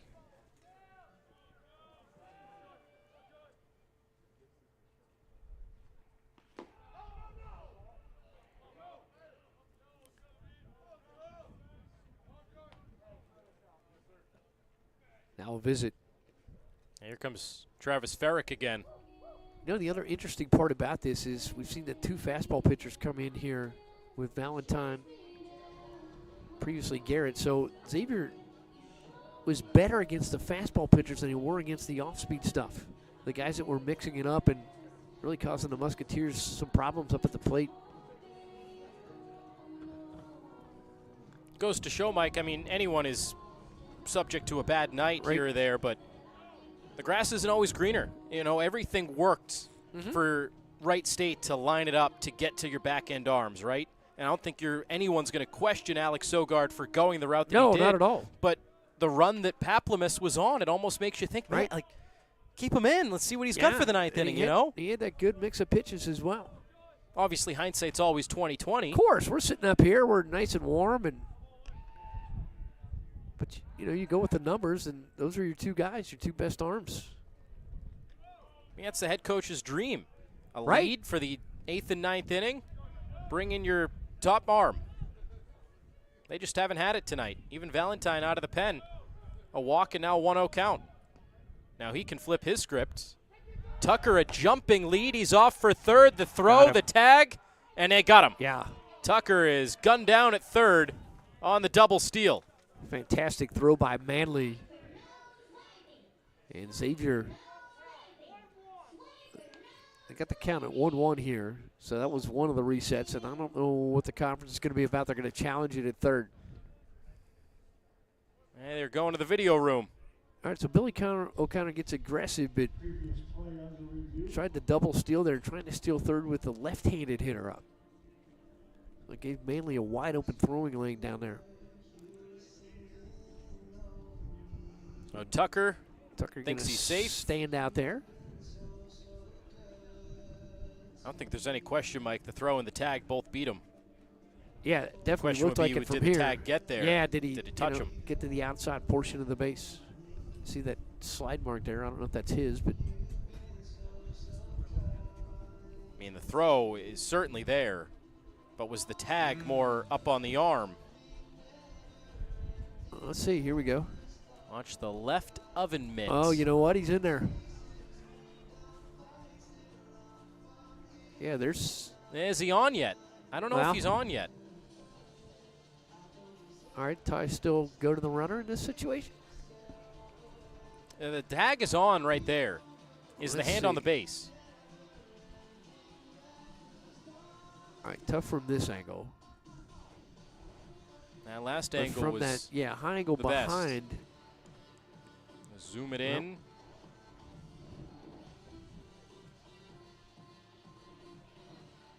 Oof, See, I that think he's angle safe. there is safe. Yeah.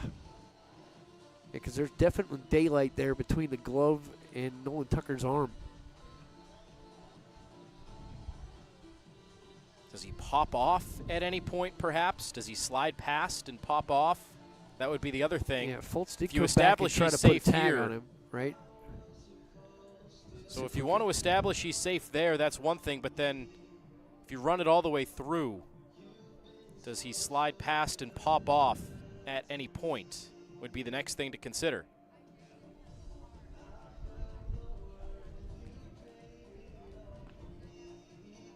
Really tight throw, and Tucker made that interesting as he slid to the front portion of the bag. I mean, you couldn't have put it in a better spot if it you're was Manly. a fantastic throw.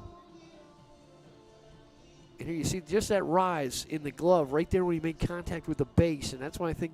But then run it all the way. If you run it all the way through, it looks like that's safe hard. there. But at any point, does he pop off the bag? Yeah, play that through. No, they're not going to run it that far. All right, here it comes. See, maybe there. I'm not sure.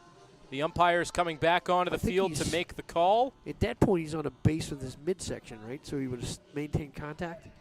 And they do they confirm call him out. the out call. Wow. Call is confirmed. Confirmed out call. Woo. Well, tight play. That's a potentially good break there for Wright State. And Billy O'Connor, a little exasperated there. It also shows you there the rain's starting to fall again. O'Connor a little incredulous there. He thought that was definitely safe in really tight play. So in real time, from where we are, of course, we're behind home plate. That looked like a pretty solid out. Looked like an out. You look at the replay, looks safe. But then again, like we were talking about, you continue to run that. Maybe they did see him pop off the bag at some point, or they didn't have an angle that they felt comfortable overturning the out call on the field. So much needed second out for Wright State, and it looks like they're going to get a third here to wrap up the ninth inning, but not before Xavier strikes for 4 runs. 2 home runs in the inning, the big fly for Clay Burdett, the deciding home run right now. Wright State needs 2 to tie and 3 to walk it off at Prasco Park.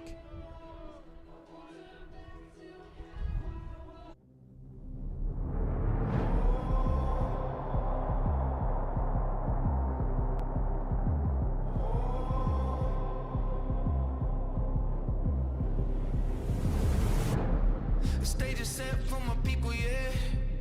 Coming back like a sequel, yeah. So hot, I'm a fever, yeah. Like the white wolf, gonna make you a believer, yeah. I'm running all straight pizza, yeah. Like I'm evil Knievel, yeah. Too fast, it's illegal. Call me the underdog, gonna make you a believer, yeah. I don't ever wanna look back. The future's blurry, but the past is a trap. I might be staring at my last chance. Watch the fight. But I'm cold-blooded. I'm cold-blooded. Ice in my veins, never gonna run. Venom on my face, fire on my tongue. I'm cold-blooded. It's all or nothing. If I go down, gonna burn with the sun. Won't quit now.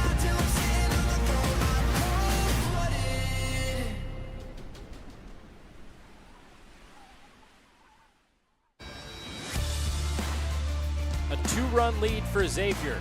Bottom of the 9th inning. The Musketeers trying for a 3rd consecutive Joe Nuxhall Classic championship. And they bring in Jake Hooker for the 9th inning.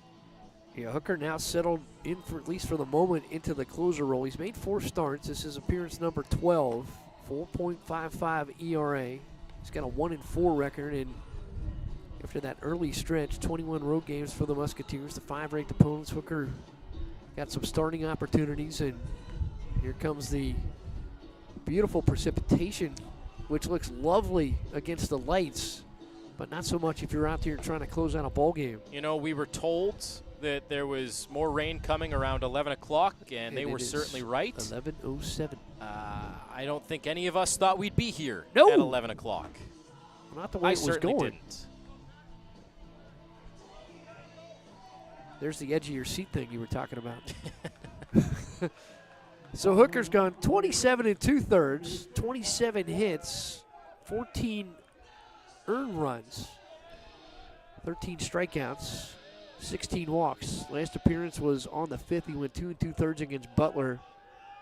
2 hits, struck out 3 through 37 pitches. It did not allow a run. He was great against the Bulldogs. Greeted with a stroke right down the middle of the diamond, and it is over the head of Anderson in center. Extra bases, Patrick Fultz, 3rd hit today. Wright State in business. Well, Aiden Anderson playing in, but it would have been a challenge anyway. And just like the Musketeers went right after Peters, Wright State returns the favor. First pitch swinging and a fastball drilled for extra bases.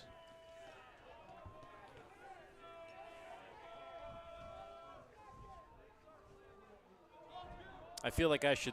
I'll take your closer and raise you one, right?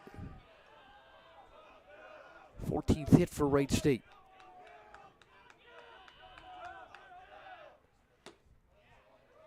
Good spot there for Hooker, inside and low. The rate this game is going, Mike, I feel like I should start preparing my Joe Buck. We'll see you later tonight call. I don't know. Do we get to Thursday morning? If we do, I hope they serve breakfast here. We're back to the biscuits. As long as they have some jam, I'm down. What flavor? Strawberry. Okay. Thoughts of summer? Got to manifest it times. somehow. 2-1 count on Gilkerson. Hitless so far. He has drawn a few walks. Oh, Hooker missed low there.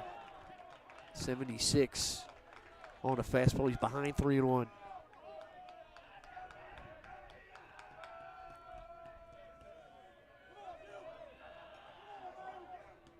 Hooker trying for the save. First 2 have reached against him in the 9th. Does this look familiar? I feel like it's deja vu all over Right? again.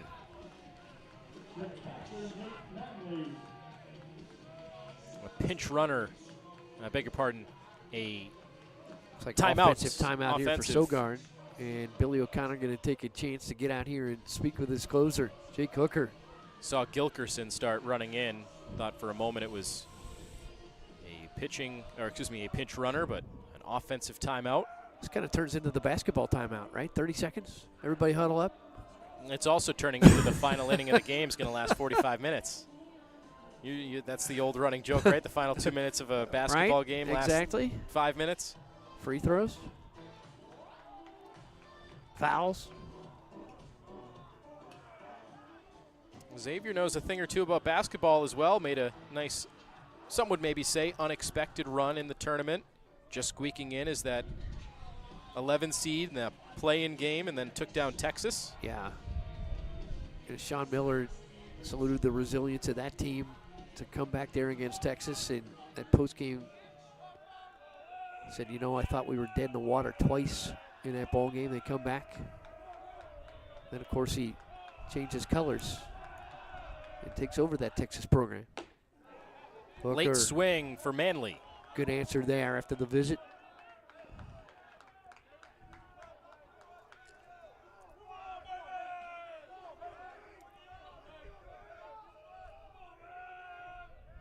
0-1. Fly ball, right field, Burdette over. First out of the inning. Tagging over to third, Fultz in safely. So Burdette again playing in. They are able to hold the runner at first. So first and third. But still, half of that 2-run lead right now, 90 feet away for Wright State. It's Bloomquist at the plate.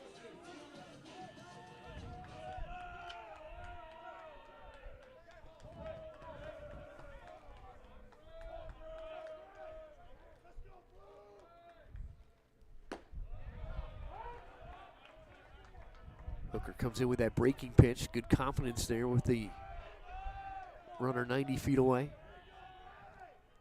If they try to move Gilkerson here, eliminate the potential double play at second. Mish, nice play.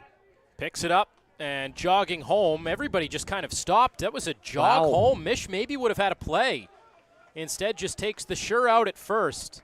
On, as you mentioned, Mike, the great pick over there. He has been an excellent defender over the course of his career. A perfect fielding percentage his first 2 years in that baby blue. And a great pick over there for the second out.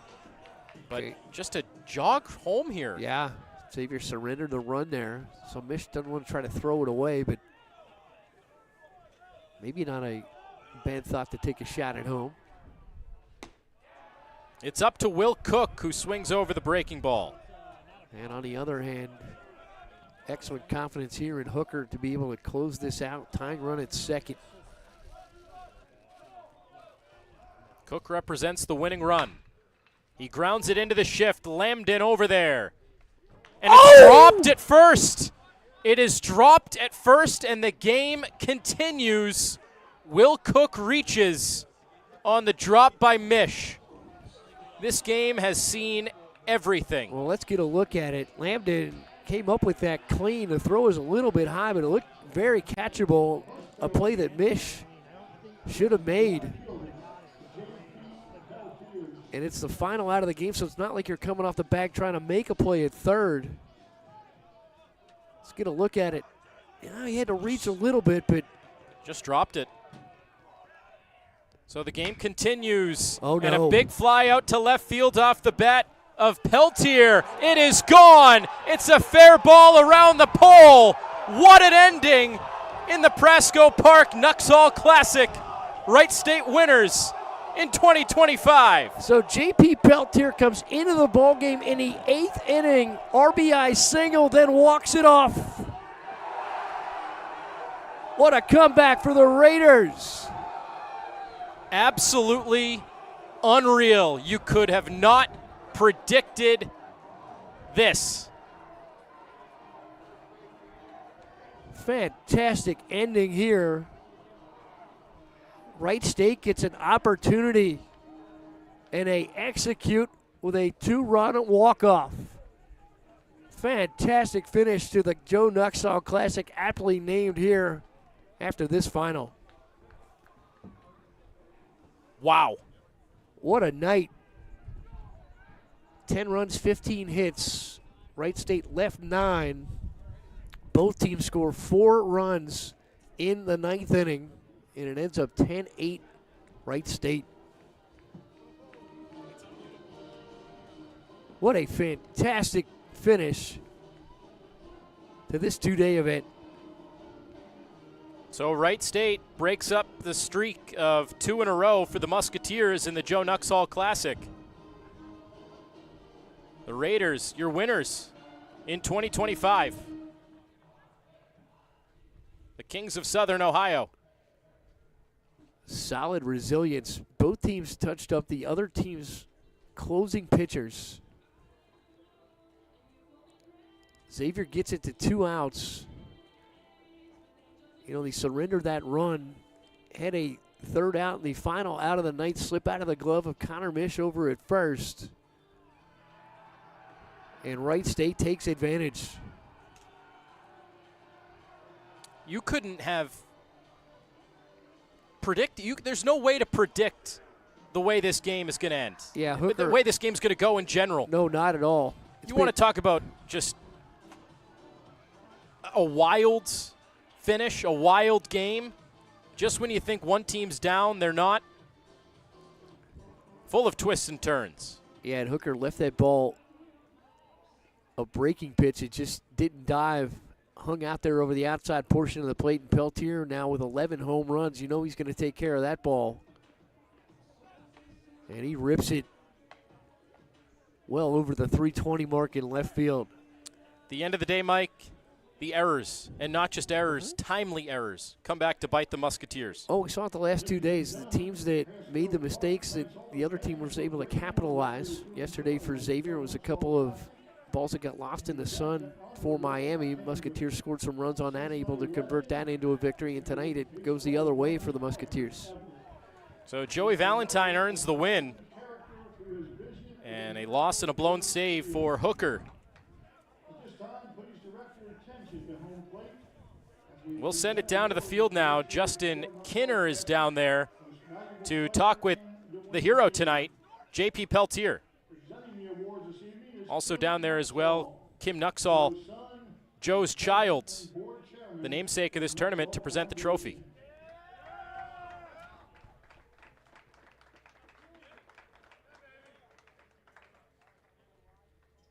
That's the belt there for the MVP. Joe Nuxhall Classic Most Valuable Player Award goes to J.P. Peltier of Wright State. All right, well, congratulations. What a performance tonight. Obviously, multiple moments during that game where it felt like you kind of slipped away a little bit, but you had two of the biggest clutch hits of the night, including the walk-off right there. What's going through your mind right now? Again, celebrate with your teammates. The rain's coming down, a long, dramatic game. Congratulations. What's going through your mind right now? Just a lot of love for these guys over here. This dugout is different over here. I love these guys. They love me. It's all mutual here. All right, and we're always so grateful to be out here at Prasco. It's unbelievable. Anytime you win an individual award, it's always fun. I know it's all about your teammates, but I mean, that belt's pretty dang cool. The Joe Nuxhall Classic MVP, not a trophy, but a belt. Show that belt off one more time. I've been jealous of that belt this whole time. Congratulations again. Thank you. Thank you, Justin. As we wrap this up in the 2025 Prasco Park Joe Nuxhall Classic, always a fun event, Mike, when the weather allows. And even though it took a lot longer tonight than we would have expected, the Raiders come away with the 2025 championship in a weird and wacky and wild game. Yeah, big-time finish to an event termed Classic. What a finish for Wright State tonight. The big bomb from Peltier, the difference. And Wright State taking home the Joe Nuxhall Trophy. So they ride high after a series win against Northern Kentucky over the weekend. They win 2 games in the midweek to win the Nuxhall Classic. And they have Purdue-Fort Wayne at home. Chance to add on to their what is already top spot All right, in well, the Coach, Horizon we don't want League. to take too much of your time. I know you want to get back with your team. Last night you said, look, you guys have been a part of this group at the Joe Nuxhall Classic since it started. You said this is the most competitive field that you've been a part of out here. You had to battle last night. You had to battle for this one. You had to get through Cincinnati and through Xavier, dramatic fashion. What a win here tonight. Yeah, it was a great baseball game, regardless of what side you were on. Xavier's a really good team. Billy does a great job over there. Those guys just kept fighting, and I like the fight in our dugout as well. And you know, we got to hit. I think it was one of those games that whoever hits last is going to win the game. And just proud of the way the guys fought tonight. Talk about the way they fought. Obviously, you give up that lead. It felt like this one might have slipped through your fingers a little bit. And for them to battle back the way that they did, I mean, you just kind of touch on it a little bit, but the resiliency in that clubhouse through the roof right now. Yeah, we feel like we were in a good spot. We got the lead and brought in our closer who's been nails all year and just didn't have his best stuff, and that's baseball. You know, he hung a couple pitches, and they took advantage of it. And then, you know, offensively, Patrick Foltz had the big hit, the first pitch of the ninth. And then, you know, J.P. Peltier, incredible story. He's been one of our better guys all year. He's been sick, so he didn't start today. And I asked him if he could go, and he was ready to go in the 7th inning. Some would call that a flu game, right? That's it. Yeah, that's it. That was his flu game. Coach, congratulations. Thank you. Absolutely. So momentum and a championship going back to Wright State's campus. Xavier with the loss. They snap a 6-game winning streak. and they will try to get back on track on the road against St. John's, back to Big East play over the weekend out in Queens. That does it on Chatterbox. Once more, your final score, a wild, wacky finish. Wright State wins the 2025 Nuxhall 10-8 on a walk-off for J.P. Peltier. For Mike Schmaltz, I'm Anthony Mazzini saying so long from Prasco Park in Mason. It's been a presentation of the Joe Nuxhall Classic on Chatterbox Sports. Have a great rest of your night.